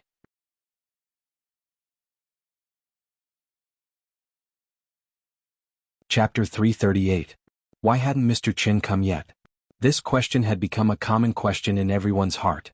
Did he not dare to come? Or did he not want to come? Although this was the guess in everyone's heart, no one could give an accurate answer. Someone once said that the dignity of a celestial being was more important than life. And the so-called dignity did not simply refer to face. How much was face worth? What was really important? It was the determination to push a cultivator forward. From the moment they stepped on the path of cultivation, they were destined to compete with the heavens, with the earth, and with all living things. Even if the road ahead was difficult and dangerous, they had to cut through all obstacles and press forward. Natural selection, survival of the fittest. Only by fighting for that slim chance of survival could one shed mortality and become an immortal and live freely in the world. This battle was the focus of the world's attention, and for Su Feng, it was a matter of life and death. How could he just laugh it off? Therefore, as early as 3 days ago, Su Feng had already arrived at the peak of Taihang. Then he meditated here for 3 days, adjusting his state to the peak. Such a move not only expressed the importance he attached to this battle, but it was also a necessary tactic. The reason why Su Feng meditated here for 3 days was not because he was bored, but because he wanted his essence, energy and spirit to be closely connected with the mountains and rivers. 3 days was enough for him to familiarize himself with the direction of every mountain peak here, the position of every tree, and even the size of every fallen rock, every flower, every leaf, every world, every blade of grass, every tree and every bodhi. Sitting on the right time and place, Su Feng's momentum reached its peak. Before they even fought, he had already taken the lead and gained the upper hand. This was not cheating. After all, Su Feng came here after issuing the letter of challenge. Mr. Qin could do the same. The sun rose and set and rose. The whole place was silent. Only the mountain wind kept echoing. Everyone was silently waiting for that person's arrival. Finally, the sun turned to the west. It was still emitting thousands of rays of golden light, but at the same time, it was also slowly falling. The clouds next to it were dyed rose, mixed with some gold, and looked particularly beautiful and spectacular. This was a beautiful scene that belonged to the sunset. It was different from the relaxed joy of sunrise. At sunset, people seemed to be more prone to sadness. The whole world seemed to fall into darkness at any time. The day was about to end, but Mr. Qin still did not show up. Where is it? Could it be that he really didn't dare to come? Finally, Su Feng opened his eyes and silently gazed at the setting sun on the horizon. At this moment, no one knew what he was thinking. Where was Mr. Qin? Wasn't he still busy boiling water and cooking in Beitai? Since they were camping, they naturally had to bring enough equipment, so even Qin Ruoying was carrying a big backpack today. The family of 3 chose to set up camp in a leeward location. After that, Qin Shi piled up the dry branches that he had picked up along the way. Then, when the little fellow was not paying attention, he lit the firewood with a pa sound. This time the little thing was truly overjoyed. They were going to sleep on the mountain today. The real mountains, the real wilderness. This was not a man-made campsite like the one in Forest Park. Therefore, when Qin Shi used the portable kitchen utensils to cook, the little thing was already jumping up and down excitedly. She could not help much, so Qin Ruoying asked her to wait in the tent obediently. However, the little thing could not suppress her excitement at all and instead jumped back and forth around them. Qin Ruoying only asked if there was enough dry wood, but she actually understood. She even ran to the side of the tent and learned from Qin Shi, constantly picking up some dry branches scattered under the trees. She did not know whether these branches were suitable for firewood, so she just threw them all into the fire. If it were not for the fact that her father did not need any fuel to start a fire, this weak pile of firewood would have been smashed out by this little fellow. The conditions were limited, so Qin Shi could only make a few simple farmhouse dishes, most of which were simmering. When he was cooking, he did not forget to throw a few potatoes into the fire, ready to let the little fellow taste the taste of potatoes cooked with firewood. What was the taste of the wild? This was called the taste of the wild. Qin Ruoying spread the tablecloth outside the tent, and Qin Shi used the snack box to serve the dishes. After a while, the table was full of dishes. Looking up, the mountains in the distance were dusk and the wilderness was quiet. The sky was the bedding and the earth was the mat. Just like that, the family of 3 sat on the rock, facing the night breeze as they ate this not exactly exquisite but absolutely delicious camping dinner. Because the potatoes were too hot, the little fellow threw them on the ground and gently kicked them with her feet. This was the method that Qin Shi taught her, which could quickly cool the potatoes. After the potato had cooled down a little, she picked it up. She didn't care how dirty the potato skin was. After tearing it open, she began to chew on it. Papa, look, stars. Although the sun hadn't set yet, the stars were already shining in the east of the dusk. The setting sun was like fire here and the stars were shining there. What a rare picture, the little fellow was almost stunned. Is it beautiful? Yes. Then Papa will show you a better one. After that, Qin Shi suddenly raised his right hand, and then pointed to the east with his fingers like a sword. Then, a blue light suddenly rose. Like a meteor, it flashed over the little fellow's head, and then left a long shadow in the sky. Meteor. Meteor. I know. It's a meteor. The little fellow jumped up and down excitedly. Her clear and melodious voice reverberated throughout the valley, like a cheerful bird flying freely under the boundless sky. At the same time. East stage. The peak of Taihang. In fact, the sun had already set. But because of the refraction of the clouds, the afterglow of the setting sun could still be seen on the mountain, giving people the illusion that the sun had not set yet. Mr. Qin did not come after all. Even if people did not want to believe it, it was the truth. He was afraid of the battle. Many people came to watch the battle with a pilgrimage mentality, But they did not expect to see such a result in the end. This was something no one had expected. From today onwards, Mr. Chen's name would become Wuxia's biggest joke. After everyone shook their heads and sighed, they finally walked down the mountain in low spirits. Only a few people were still standing in the same place, unwilling to leave. Su Hongyi stood on a large rock closest to the observation deck. When he saw the sun sink into the mountaintop, he couldn't help but smile. From this moment on, everything was different from before. Identity, status, power, as long as he, Su Hongyi, wanted it. How could he not get it? This was the real. He would climb to the top and look down on all mountains. If Su Feng was not still sitting on the observation deck, Su Hongyi would have looked up to the sky and screamed to express his excitement at the moment. Su Hongyi's excitement did not last long, because there was a sudden exclamation from the crowd behind him. What is that? It looks like a meteor. Bah, no. It's a sword. A flying sword. It's so fast, it's coming, it's coming. The green light was so fast that it arrived in the blink of an eye. Like a meteor, it approached the east stage in an instant. Su Hongyi stared at the green light in a daze, and the smile on his face froze instantly. He's coming? Just as the sun was about to set and night was about to fall, a ray of green light streaked across the sky and shot straight to the peak of Taihang.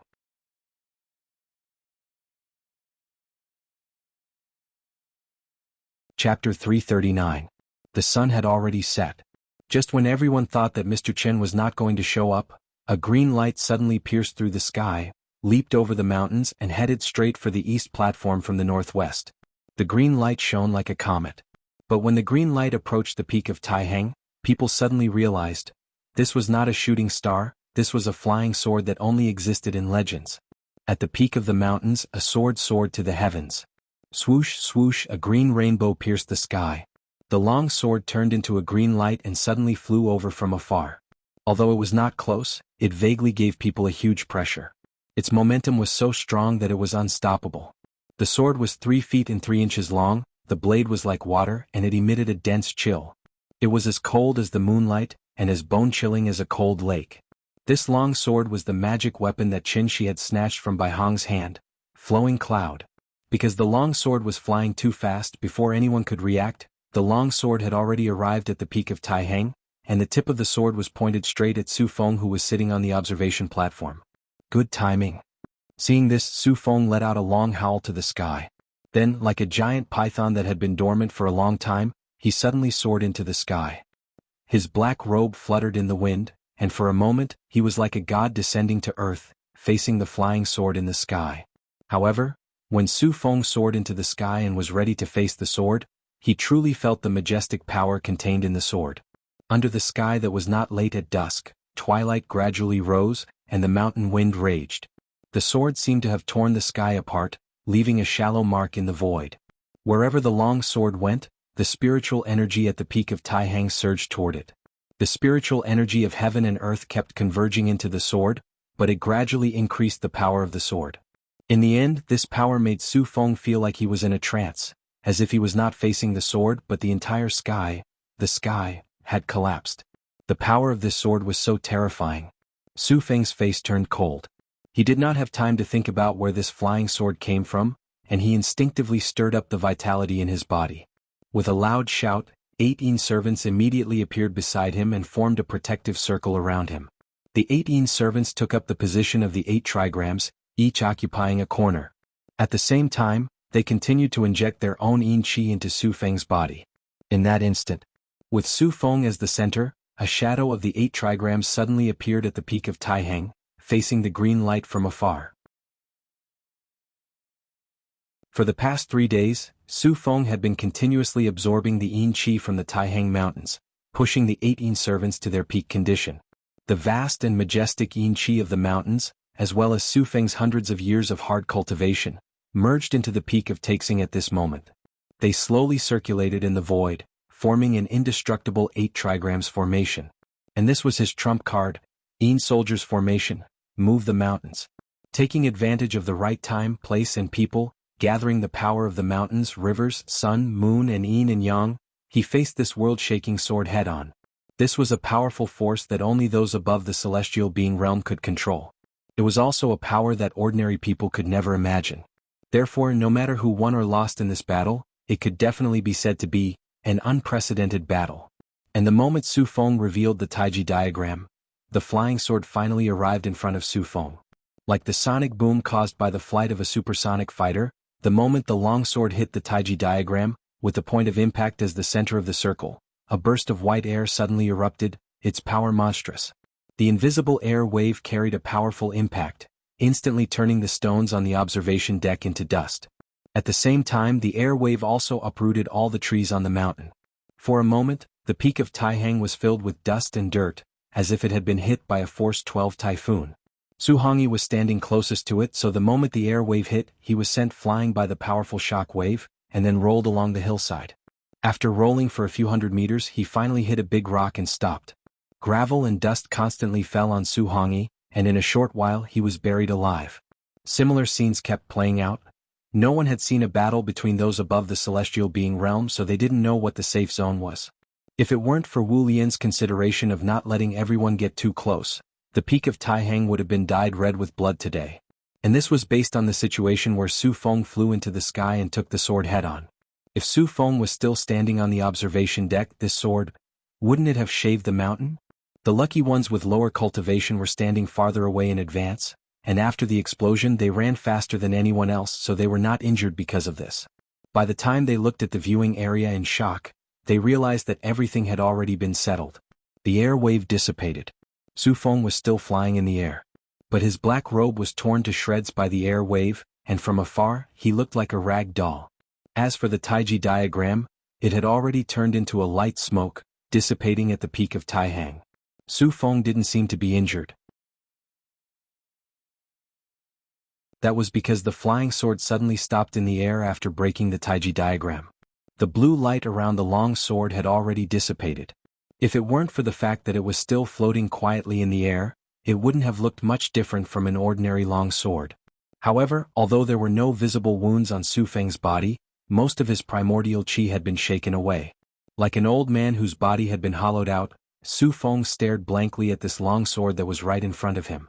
He actually couldn't maintain his high void wind-resistant state, falling straight down from the sky just like that. Bang!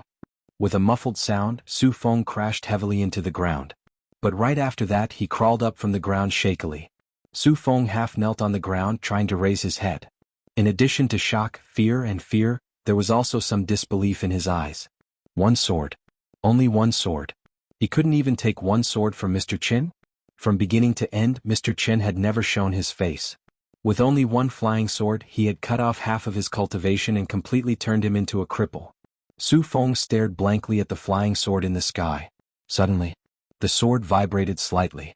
After seeing this scene, Su Feng suddenly felt as if he had been struck by lightning. The expression on his face suddenly became extremely nervous and frightened. So, after a shudder, Su Feng suddenly lay on the ground, his forehead pressed against the soil, and shouted in a trembling voice, "Thank you, Mr. Qin, for sparing my life. Thank you, Mr. Qin, for sparing my life. Thank you, Mr. Qin, for sparing my life." After Su Feng shouted 3 times, he even raised his head and kowtowed heavily on the ground 3 times. When the few martial artists who were not affected by the blast saw this scene, they were immediately dumbfounded. Even their eyeballs almost fell out of their sockets. What happened just now? Su Tianren lost? And he was so scared that he knelt down and begged for mercy? This. After being stunned for a moment, a smarter guy suddenly came back to his senses and couldn't help but shout excitedly, "I understand. The reason why Qin Xian only attacked after the sun went down? That's because he didn't take Su Tianren seriously at all? Su Feng doesn't deserve to fight with him at all." Hearing this, the rest of the people suddenly had a look of realization and hurriedly nodded in agreement. Yes, that's it. But what I don't understand is, Su Tianren is also above the celestial being level, but he couldn't even take one sword from Mr. Chen. Then, what realm should Mr. Chen be in? No one could answer this question. Everyone looked at the sky again. After Su Feng kowtowed 3 times, the sword turned into a green light again and flew back along the way it came. In the blink of an eye, it completely disappeared into the horizon. The mountain wind was still whistling. But in the blink of an eye, the peak of Taihang had completely changed.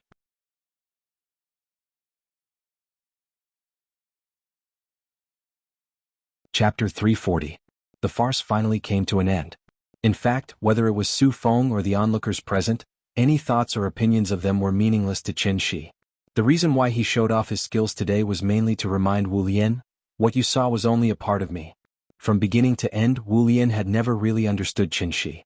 As for the others, if it weren't for Qin Shi's photographic memory, he probably wouldn't even remember the names of Su Feng and Su Hongyi, let alone the others.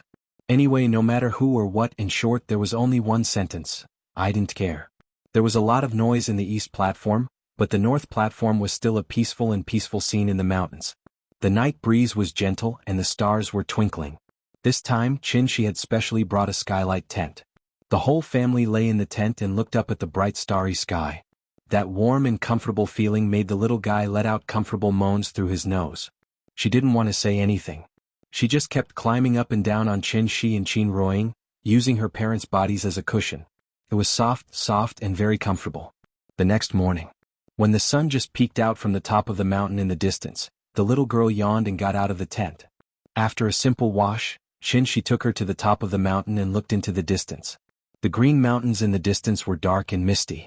Far away from the smog of Shangjing, large clouds floated gently on the top of the mountain. Seeing such a beautiful scene, the little girl excitedly ran on the grass. Children at this age were always innocent and beautiful, like a flawless gem, pure and dazzling. She grinned and laughed, like a butterfly swimming in the flowers. Accompanied by the beautiful morning sun, her laughter resounded throughout the mountain. Nian, be careful of the stones under your feet. Don't fall. After packing up the tent, the little girl still didn't want to leave. Qin Ruoying stood aside and watched her run freely on the grass. This was the fruit of her and Qin Shi's love, the baby she gave birth to after 10 months of pregnancy. Therefore, whenever she saw Nian giggling happily, Qin Ruoying's mouth would always reveal a faint smile. Qin Ruoying quietly accompanied the little fellow. Qin Shi, who was still packing, suddenly turned his head and looked at her quietly. The woman in front of him, whose heart was as simple as a simple flower, was still as moving as ever. Falling flowers are silent, people are as indifferent as chrysanthemums. The beauty of a book can be read. He reckoned that he wouldn't be able to finish reading Qin Ruoying's book in his lifetime. Qin Shi looked at Qin Ruoying quietly, while Qin Ruoying looked at the little fellow quietly. This scene was very similar to the hazy mood described by Bian Jilin in Cliffhanger. You stand on the bridge and look at the scenery.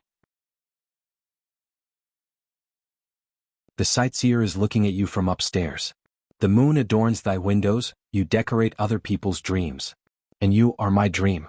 When the family of 3 returned to Scarlet Cliff Castle and got on the bus again, it was already 4 o'clock in the afternoon.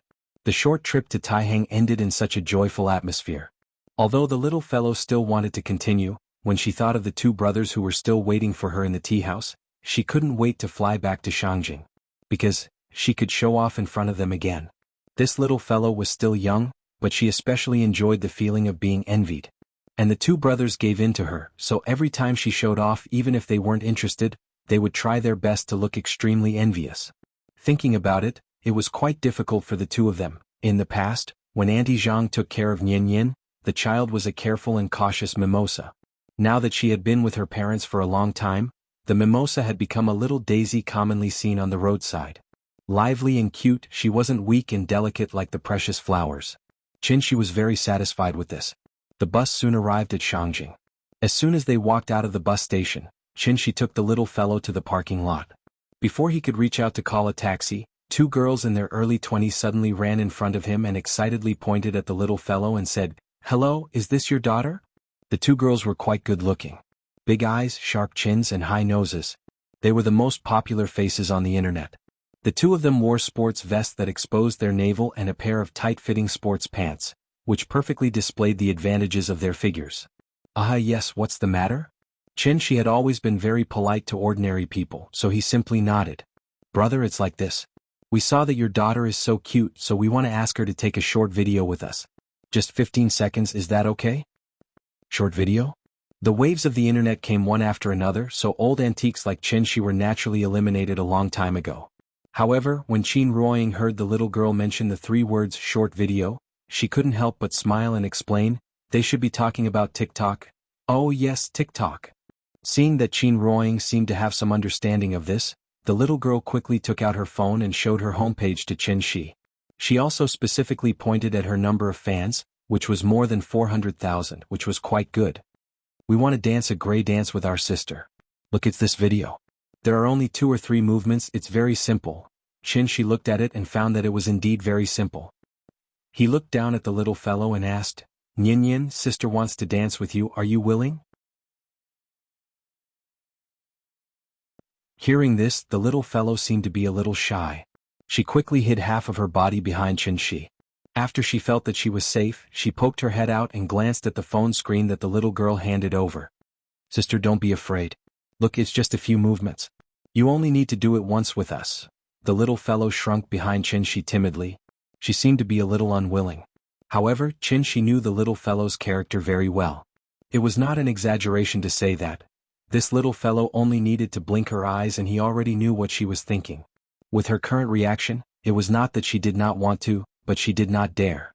Seeing that there were people coming and going at the station, the little fellow would more or less be a little shy.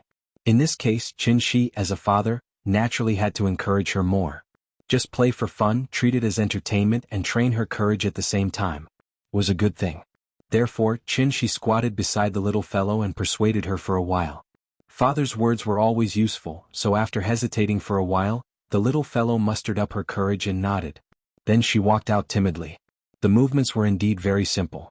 It took a total of 15 seconds. Excluding the head and the tail, it probably took less than 10 seconds to actually jump up. Therefore, after the 2 girls demonstrated it in slow motion, the little fellow remembered most of it. Although she remembered the movements, she did not immediately start. Instead, she pouted and said to Qin, Papa, you dance first. I'll dance after you. I'll dance? Qin looked at the little fellow helplessly, but when he saw her serious face, he did not know whether to laugh or cry. Seeing this, Qin not only did not help Qin, but also added fuel to the fire. Just dance for her to see. If you don't dance, how would she dare to dance?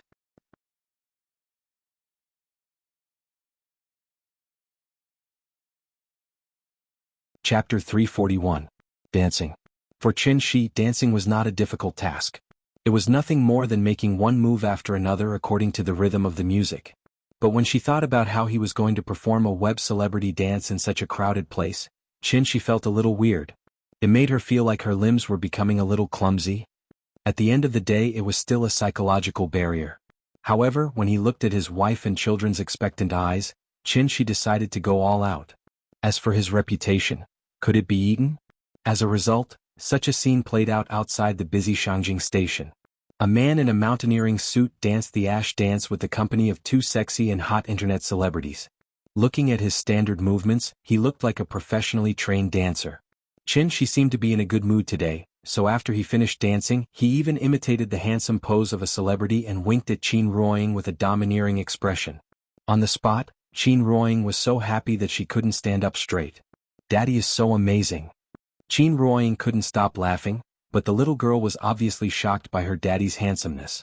Therefore, when she finished watching Qin's demonstration, the little girl couldn't wait to jump in front of the camera. Then she imitated Qin's left and right hand gestures. Her little face was so happy that it was about to bloom. She was a child, so she didn't need to do anything. As long as she showed a pure smile and was happy from the bottom of her heart in front of the camera, she would naturally receive countless likes. The 15-second video was quickly recorded, but the little girl couldn't stop at all. It was as if she had eaten ecstasy and was completely high. Mommy, you too. The little guy ran to Qin side and pulled her along, wanting her to jump with him. Qin couldn't persuade her, so in the end she could only smile bitterly and dance with her. The 2 girls had picked up a treasure today. Just Qin and his wife's photos alone were enough to win an international photography award, not to mention that they were a family of 3 now. The family of 3 was having a good time here, attracting the attention of the passers-by. Many people even stopped and took out their mobile phones to take pictures. Seeing that there were more and more onlookers, Qin thought about it again and again, and had to stop the little fellow's excitement. After letting her say hello to the 2 sisters, he took her and left directly.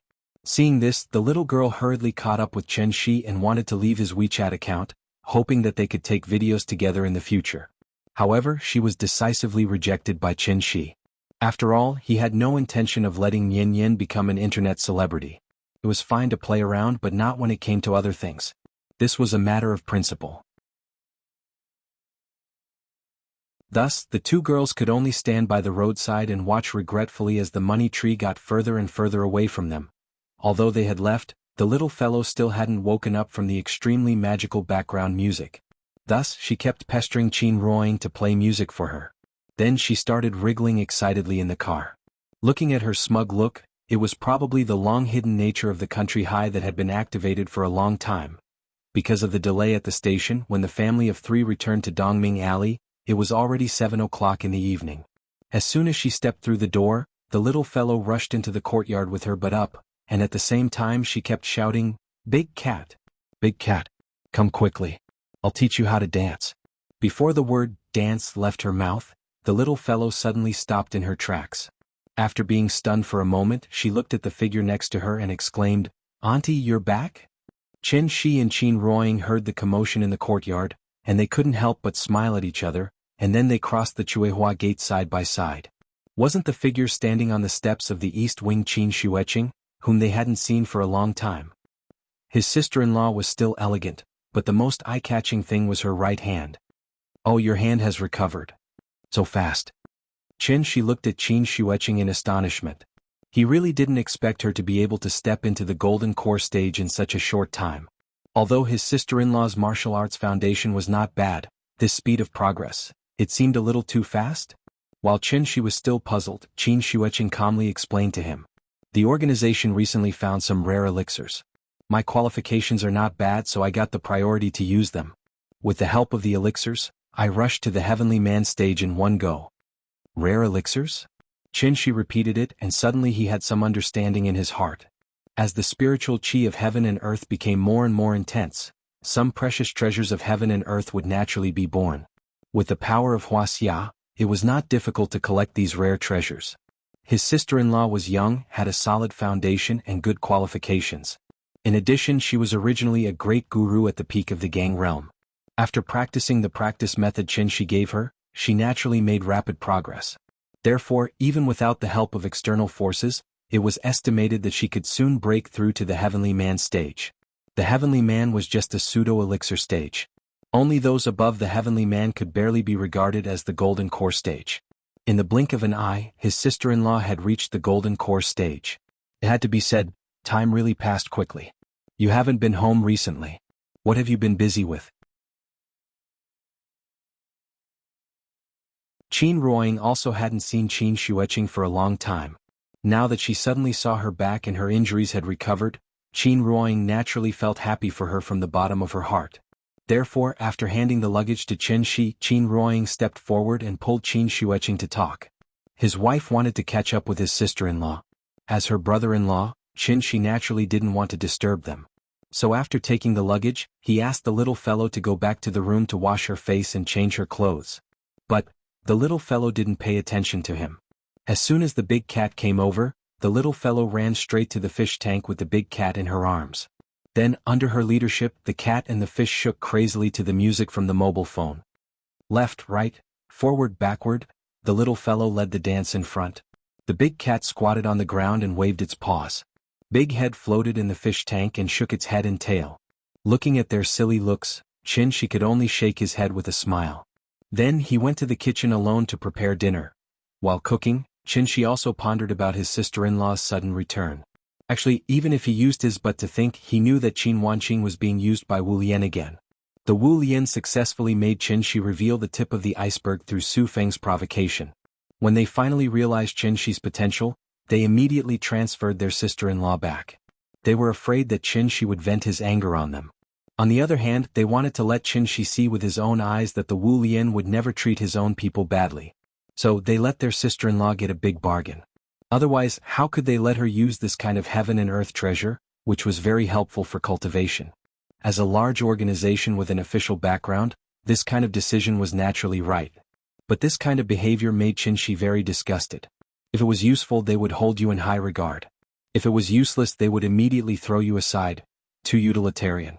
Chen Shi didn't want to deal with the Wu Lian anymore. So, he decisively put this problem to the back of his mind and turned to think about another problem. If he didn't remember wrongly, Bai Hong once said that the divine gate would open again in a month at most.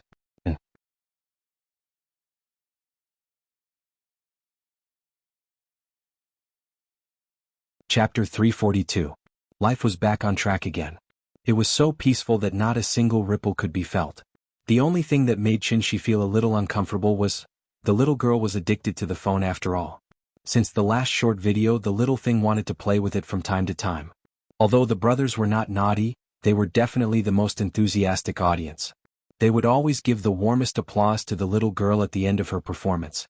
In the long run, it also indirectly encouraged the little girl's self-confidence, which led to her clamoring to play music on the phone at all times.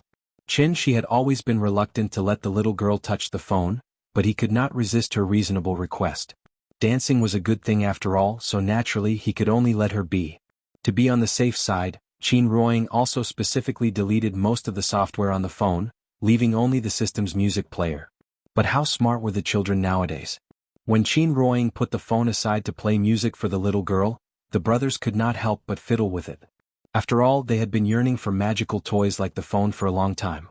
Therefore, even if Qin Ruoying had made enough precautions, she still could not stop the brothers from fiddling with it. It did not matter if they were young and illiterate. Anyway, they would always find something new. Therefore, the door to a new world was poked open by them one by one. Aunt Zhang and Gu Lao's years of suppression were finally released. For children, how fun were games. Just one look at the picture and the brothers were completely fascinated. Under the leadership of these two bad friends, the little girl was no longer naughty and became addicted to playing games on the phone. When Qinshi found out and wanted to stop her, she started crying and throwing a tantrum on the spot, refusing to put down the phone in her hand. The phone is fun. I want to play with the phone. I don't want toys. I want to play with the phone. This time Qinshi was at his wit's end. Pandora's box had been opened, and it was basically impossible to close it again, unless their memories of this period were erased. But Nianyan was his daughter after all, and the child was still so young. How could Qinshi bear to use magic to forcibly erase her memory? What's more, it was already the era of the mobile internet. Mobile phones had become a necessity in life. No matter how much one tried to prevent it, the child would come into contact with a mobile phone one day. Therefore, the only thing Qinshi could do now was to set some rules with this little thing and set a time limit for it to play every day. It's okay to play with your phone, but you have to learn self-control first. This was more important than anything else. It was precisely because of this that how to cultivate Nianyan's self-control became Qinshi's top priority. For this reason, Qinshi didn't even have time to play chess with Gu Lao. Almost every day he would try to find some fun things to do, such as boating, fishing, flying kites, and other outdoor activities. Qinshi only hoped that this could distract the little girl's attention, so that she would not hold the phone all day long. The hearts of all parents in the world. Just like that, the days passed by one. While Qinshi was busy taking care of the child, he did not completely idle. Instead, he took the time to do something bad. And that was, including the Sundial Brilliance Temple, the 5 temples left by the Taiqing Divine Ancestor were all demolished. By searching the memories in Bai Hong's mind, Qinshi found the remaining 4 temples and wantonly destroyed them. The escape route left by the Taiqing Divine Ancestor for the ancient cultivators was blocked by him just like that, and the reason why Qinshi did this was mainly because the Divine Gate was always an uncertain factor. He did not like this feeling very much, as if someone would emerge from the Divine Gate at any time. And last time when the Divine Gate closed, Qinshi had already noticed an extremely powerful aura from it. The unknown represented danger. It was not that Qinshi was afraid, but he did not want his family to face any danger. Not even a little bit. The ancient cultivators had left for too long. After so many years of evolution, the earth had long changed. They were no longer suitable for this era. This was the modern era, not the ancient mythological era. So after thinking for a long time, Qinshi finally made such a selfish decision. He destroyed all the temples that served as coordinates and completely blocked the ancient cultivators' return route, so that they would obediently stay in the great world and not come out to cause trouble from time to time. Whether it was out of selfishness or to protect the Earth's existing environment, this decision was obviously the most correct. To be honest, when he demolished the Sundial Brilliance Temple, it really made Qinshi's heart ache.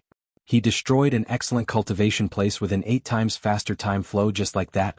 In fact, ever since Bai Hong revealed the information about the 5 temples, Qinshi roughly understood why the time flow in the Sundial Brilliance Temple was different from that of the Earth. It was because the Sundial Brilliance Temple was connected to the Great World, so the time flow in the temple was actually the time flow in the Great World. In addition, Qinshi guessed that there should be another Sundial Brilliance Temple in the Great World. Just like there was a receiver at both ends of the phone, The temple on earth was just a child temple, and the temple in the great world was the mother temple. In order to confirm whether destroying the temple could really cut off the connection between the great world and the earth, Qin recently paid special attention to the fluctuation of the spirit qi of heaven and earth. June 1st, Children's Day. On this holiday that only belonged to children, the fog that covered the sky finally appeared again. The scale of the spirit qi tide this time was indeed very large. As long as it was a place with a little bit of spirit qi, there was now fog everywhere. The fog covered the sun like a summer shower, and the whole sky was so gloomy that it seemed like it was about to drip water. Qin was not sure where the divine gate would appear, so after saying goodbye to Qin Ruoying, he left the tea house and then patrolled in the direction of the spirit qi surge, wanting to see if the divine gate would appear again. The fog lasted for more than an hour. Qin flew more than half of Wuxia, but in the end he did not find any trace of the divine gate's appearance, and his heart immediately calmed down. The spirit qi tide had begun to weaken, and it seemed that the divine gate would not appear again. Thinking of this, Qin's heart suddenly calmed down a lot, so he turned his head and flew back to Shangjing. And just as he was about to go home, Qin Ruoying, who was playing games with the little guy in the tea house, suddenly felt a little uncomfortable. She didn't even have the time to react before a feeling of the world spinning violently surged out. The scene in front of her blurred, and Qin Ruoying seemed to have lost her strength, and she could not even stand steadily. If she had not grabbed the chair next to her in time, she would have fallen directly to the ground. Qin Ruoying had no choice but to tightly grab the back of the chair next to her, and then carefully sit down to rest for a while. After she felt a little better, Qin Ruoying frowned slightly and began to check her own situation. In any case, she was a foundation establishment stage cultivator, so how could she still feel dizzy and blurred vision? This feeling had already appeared once before, and Qin carefully checked for her at that time, but he did not find any problems, so Qin Ruoying did not take it to heart. But now this feeling appeared again.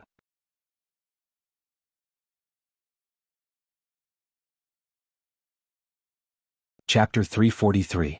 For a foundation establishment stage cultivator to frequently experience dizziness and blurred vision, this was clearly a very strange thing.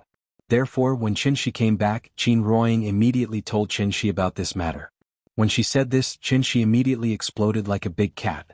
Gu Lao greeted him with a smile, but his face was cold. He didn't even respond and directly pulled Qin Ruoying to the back kitchen of the tea house. Qin couldn't be blamed for losing his composure. After all, there weren't many things in this world that were worthy of his attention. If something really happened to Qin Ruoying, Qin was afraid that he would go berserk on the spot. He would never be as harmless as before, but it was strange. Although Qin Ruoying's aptitude was average, in any case she was now able to cultivate, right? Her earth soul had returned to her body. In the case of 3 complete souls, how could she fall ill? Not to mention what realm Qin Ruoying's cultivation had reached. Even if she really did have some kind of strange illness, Qin, as the best doctor in the world, wouldn't be able to find the problem? Due to all kinds of worries, Qin was really nervous this time. Where did the problem come from? Out of caution, Qin first used the amplification effect of the soul crystal to greatly increase the strength of his divine soul. Only then did he release his divine sense to carefully investigate Qin Ruoying's body. There was no problem with the body's organs, 5 viscera, 6 bowels and 8 major systems. Since the whole person was healthy, the problem was obviously in the divine soul. Therefore, Qin gave the soul crystal to Qin Ruoying, and then let her try to let her divine soul out of her body. Perhaps it was because Qin Ruoying's current cultivation was too low, so even if he used the soul crystal to force her divine soul out of her body, Qin couldn't see anything wrong with her divine soul. From the perspective of an immortal cultivator, the soul was the most important organ in the human body. Without the soul, a human would be nothing more than a walking corpse. An ordinary person's soul was hidden in their heart aperture. Only after they had successfully cultivated could their soul leave their heart aperture and completely merge with their Yuanying, becoming the second life of the cultivator. As long as Yuanying did not die, her spirit would not be destroyed. That was why there was the saying of possession and rebirth. The heart aperture was where the soul was stored. It was also the most mysterious and important part of the human body. Since he could not find any problems with the divine soul, Qin speculated that the problem should lie here. Therefore he was now faced with a choice, and that was, should he allow his spirit to enter Qin Ruoying's heart aperture? Qin had never tried to let his spirit enter someone else's heart aperture. After all, what was the difference between this and possession? He believed that other than Qin Ruoying, there was absolutely no one in this world who would let him enter their heart aperture without reservation. Qin Shi was somewhat apprehensive, because the difference in their cultivation was too great. If Qin Ruoying's divine soul was a small pond, then Qin Shi was the boundless ocean. What would happen if he poured the water from the ocean into a small pond? Qin Shi had never heard of such a situation, so naturally he had never seen it before. Therefore, not to mention trying it out, just imagining it made him somewhat fearful. Qin Ruoying was the most important person in his life. If something went wrong and hurt her heart aperture, Qin Shi was afraid that he could only commit suicide to apologize to the world. What to do? He couldn't advance or retreat. For a moment, Qin Shi was stunned. Qin Ruoying saw Qin Shi's worry, so after thinking about it again and again she said gently, "Shi, don't worry so much. You see, I'm fine now. It shouldn't be a big problem."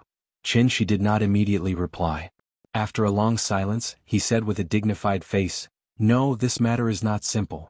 We must find the problem." After saying that, he wanted to use the soul crystal to check Qin Ruoying's divine soul again. But at this moment, the little girl suddenly ran over with her phone in her arms. "Mama, the phone is ringing. The phone is ringing." Although she was illiterate, she could still distinguish between ringtones and music, so she ran to Qin Ruoying's side and held the phone high as if she was presenting a treasure. Qin Ruoying took the phone and found that she did not receive a phone call, but a text message. The sender was Qin Yongyan, and the content was very short. The general meaning was that he had something to do and was going out for a while, so the couple did not have to worry. Qin Yongyan had always lived in seclusion. Today he went out for the first time, which made Qin Ruoying feel a little strange. However, the elders naturally did not need to report to the younger generation, so she did not take this matter to heart. After showing it to Qin Shi, she returned the phone to the little girl. The little girl was busy playing games. She took the phone and ran out of the hall. But just after she ran 2 steps, she seemed to have thought of something. She quickly turned her head and asked with a puzzled face, "Mama, what are you doing here?" "Mama is talking to Papa about the purchase of goods." "Oh." The little girl nodded woodenly, but her legs seemed to be rooted to the ground, and she stood there motionless. With her current reaction, Qin Shi did not need to think to know that the little girl wanted them to go out and keep her company because they had not come out for a long time. This made Qin Shi feel very gratified. Games were not as important as parents. Meanwhile, on an unknown island. Just like the Ice and Fire Island described by Mr. Jin Yong, it was full of spiritual energy and full of vitality. The scenery on the island was even more beautiful, like a fairyland. Such an excellent tourist spot, but so far few people knew about it. No one had set foot on it all year round. This island was the legendary East Sea Immortal Mountain, Diyu Island. The reason why ordinary people could not find this island was that there was a large array on the island that gathered spiritual energy, defended it, and concealed it. The ancient cultivators had left, but their inheritance was left behind. The village hidden in the depths of Qinling was the place of inheritance, but there was more than one place of inheritance in this world. Diyu Island was one of them. Diyu Island was also a place of inheritance, but there was a big difference between Diyu Island and All Saints Valley. All Saints Valley was run by the clan elders. As long as foreign cultivators passed the test of the clan elders, they could join All Saints Valley and officially become a member of the village. The 2 words Fang Xiuan, carved on the stone tablet outside the village, were the foundation of the village. Shape does not exist, Fang Xiuan accepts. All rivers run into the sea. All Saints Valley was very inclusive, so whether it was martial artists, necromancers, or other inheritances, everyone could live in harmony in the village and learn from each other in order to break through to the diviner level as soon as possible, or even ascend to the divine gate. Compared to All Saints Valley, Diyu Island was more mysterious and naturally more isolated. It did not accept outsiders and was never open to the outside world, so the residents of the island had always had the same surname. They were of the same clan and had been passed down from generation to generation.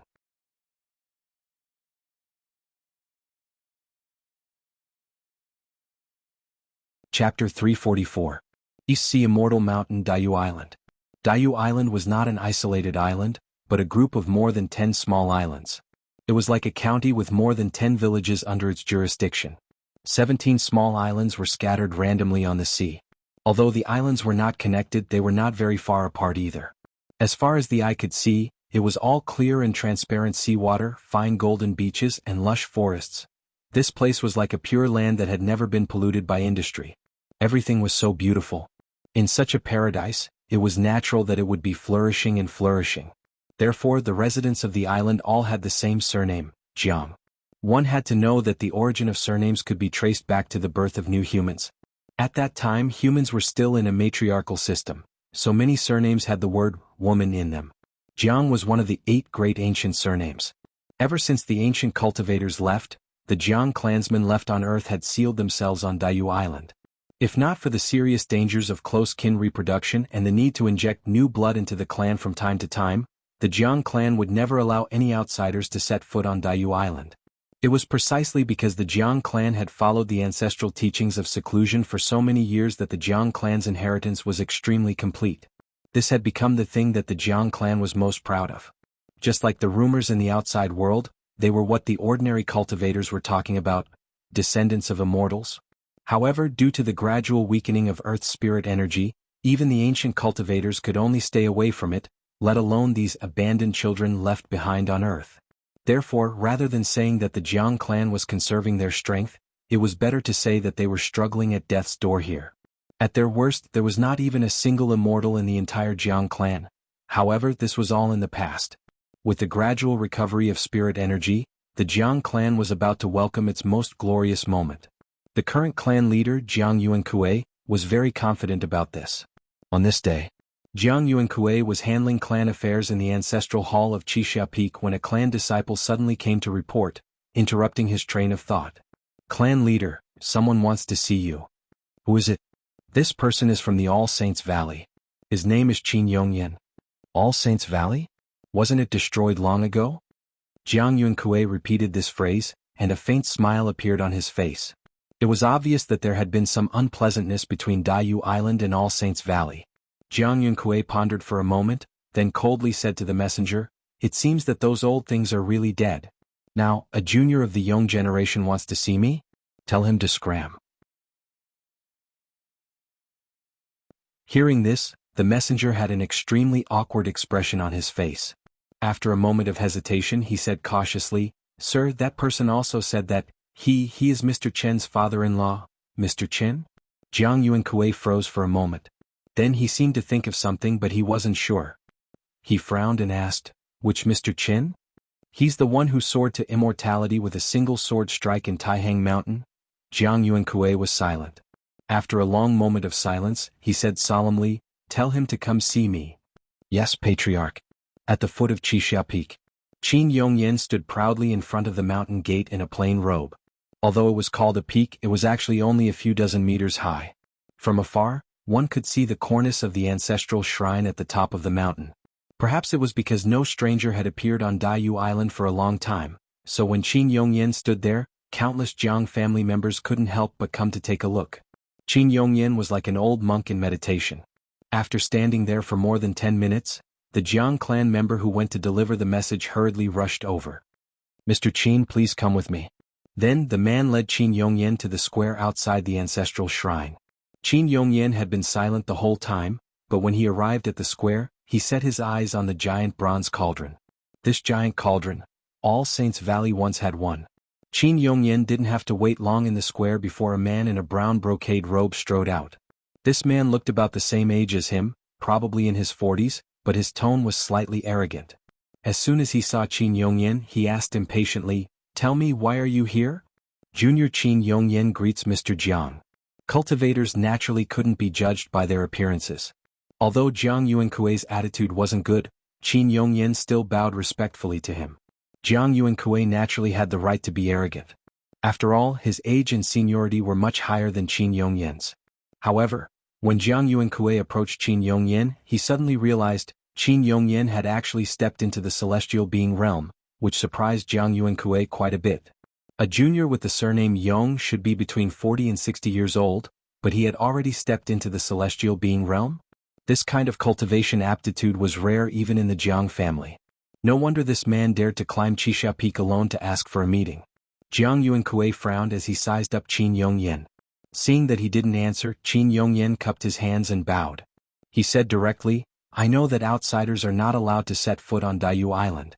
The reason why I came so abruptly this time is that I have a question that I would like to ask Mr. Jiang." "Tell me about it."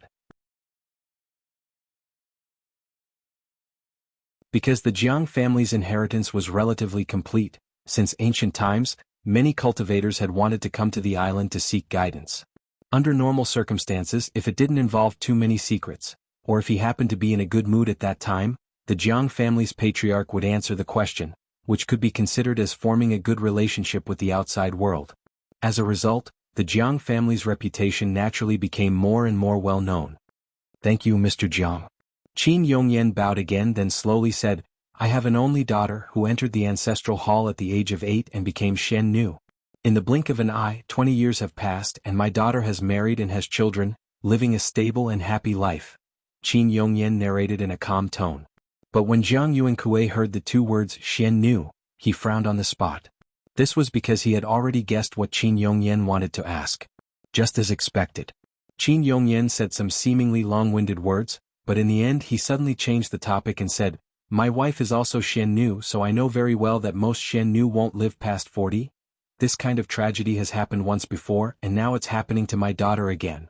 Let me say something disrespectful to the ancestors. If I could turn back time, even if I had to sacrifice my life, I would never let my daughter become Shen Nu. Unfortunately, it's too late to say anything now." Speaking up to this point, Qin Yongyan raised his head and glanced at Jiang Yuankui. Then, with a solemn expression, he said, "This junior has heard that most of the mystical maidens of the Jiang clan will have good endings. Therefore I took the liberty to visit. I only hope that Mr. Jiang can dispel this junior's doubts and save my daughter who has finally managed to live a good life." After saying this, Qin Yongyan bowed again, very respectfully to Jiang Yuankui. Jiang Yuankui silently looked at Qin Yongyan. After being silent for a long time, he said in a deep voice, "Get up first." Hearing this, Qin Yongyan's face lit up with joy. Just as he was about to thank him, he heard Jiang Yuankui sigh and say, "I'm very sorry."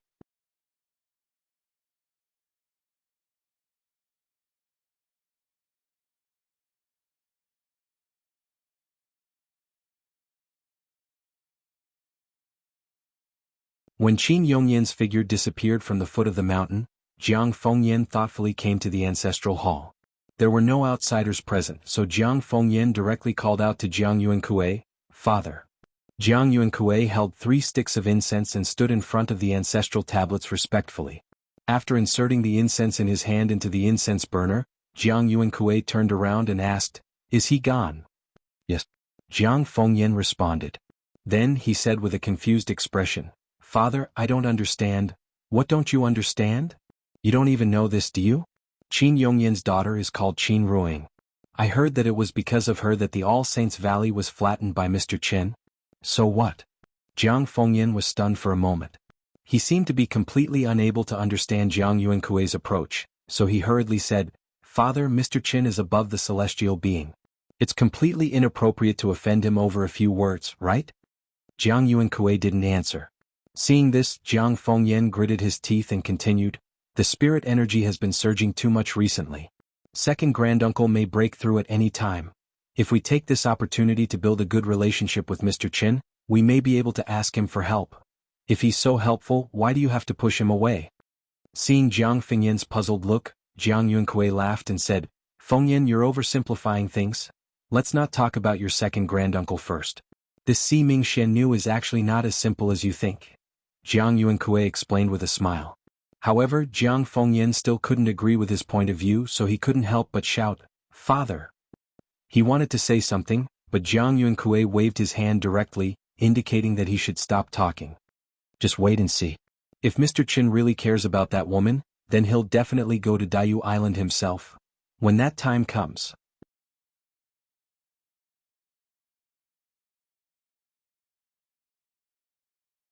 Chapter 346. Because of Qin Ruoying's illness, Qin Shi had been thinking hard about how to solve it, so he didn't realize that he was neglecting the little one. Since he came back, it was the first time he completely ignored the little one's feelings. Of course, the little one was a little unhappy. "I'm not happy. I'm not happy." So, early in the morning, the little one stuck to Qin Shi and insisted that Qin Shi play games with her. She didn't know why she suddenly became so clingy. Qin Ruoying wanted to take her to wash up, but the little one refused to go no matter what. She even put on a look of disdain and didn't want Qin Ruoying to get close to her. Seeing this, the couple couldn't help but look at each other. Why did this child suddenly start to throw a tantrum? Qin Ruoying couldn't do anything about it, so she had to let Qin Shi serve her. How to serve her? He could only play games with her and make her happy. The little one especially liked to play Fruit Ninja, which was a casual game that was popular all over the world. As long as you cut the fruit on the screen with your finger, you could get points. Although the gameplay was simple, it was very playable. Qin Shi patiently played with her for a while, but the little thing was getting more and more excited. No matter what she said, she wouldn't wash up. Qin Shi had no choice but to snatch the phone from her hand and show her a series of gorgeous combos. Then he pretended to be careless and deliberately cut the bomb and died. Seeing that her father was so powerful but still died, the little one immediately laughed happily. Seeing that she was finally happy, Qin Shi immediately carried her to the bathroom and helped her wash up as fast as he could. After that, Qin Shi used a lot of effort to make the little one swallow her breakfast. 4 or 5-year-old children were the most mischievous. Even an obedient and sensible child like Nian would inevitably be mischievous sometimes. So even if she was extra mischievous today, the couple didn't take it to heart. But the more they didn't care, the more this little thing acted up. On the way to the tea house, Qin Shi said to go left, but she insisted on going right. It was as if she was deliberately going against Qin Shi. She was already so pretentious. If Qin Shi still didn't realize that the little fellow was deliberately being difficult, he would be too irresponsible as a father. Thus, Qin Shi squatted beside the little girl, preparing to coax her. However, this little thing proudly turned its little face away and put on a look of not wanting to talk to him. Seeing her attitude, Qin Shi knew the seriousness of the matter. Therefore, he put on a very exaggerated expression, and as if he was performing in a stage play, he imitated Uncle Benshin's northeastern accent and said in a low muffled voice, "What's wrong? What's wrong? What's wrong with little darling today? Why are you so unhappy?"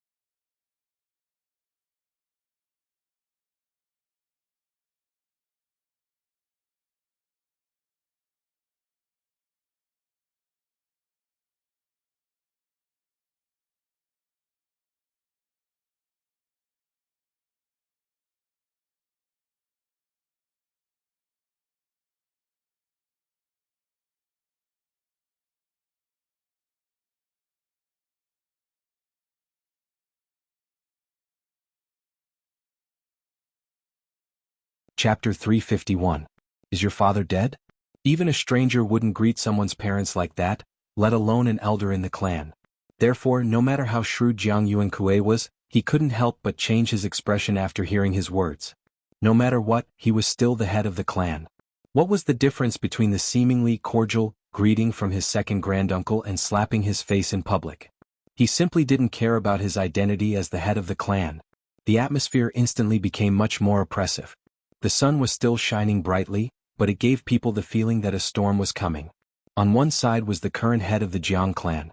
On the other side was the extremely senior and powerful second granduncle. Everyone present was old and experienced. Seeing that the situation wasn't good, they immediately buried their heads and didn't even dare to breathe loudly. They were afraid that the fire at the city gate would affect them. No matter what, Jiang Yuankue was still the head of the clan. Even if he was provoked by his second granduncle, he couldn't lose his composure because of this. Therefore, after taking a deep breath, Jiang Yuankue forcibly suppressed the anger in his heart. Then, he forced a smile and said to his second granduncle, "Thank you for your concern, second granduncle. My father's health is still good. He's currently deducing the way of the celestial being with many ancestors on Heron Island." Hearing this, his second granduncle suddenly chuckled. As if he thought of something, he first shook his head. Then, as if he was talking to himself, he casually muttered, "A bunch of old farts." Although his voice was soft, everyone present wasn't a cultivator. How could this sentence escape their ears? However, everyone acted as if they didn't hear it. Even the woman who had signaled for everyone to be silent seemed to have lost her hearing. She stood in front of the ancestral hall with her head lowered and her eyes looking straight ahead. Everyone present was silent. Jiang Yuankue frowned and remained silent for a while. Finally, he raised his head and said in a slightly cold tone, "Second granduncle, you've just come out of seclusion and you're already in a hurry to call the clan meeting. May I ask if there's something you want to discuss with everyone?" As he spoke, Jianghu and Kuei deliberately emphasized the word, old. It was probably to remind his second granduncle that he was the one who should die of old age the most on Daiyu Island. In fact, Jiang Jingqing, who was respectfully called second granduncle, was not old at all. Judging from his appearance, he didn't look like an old man at all.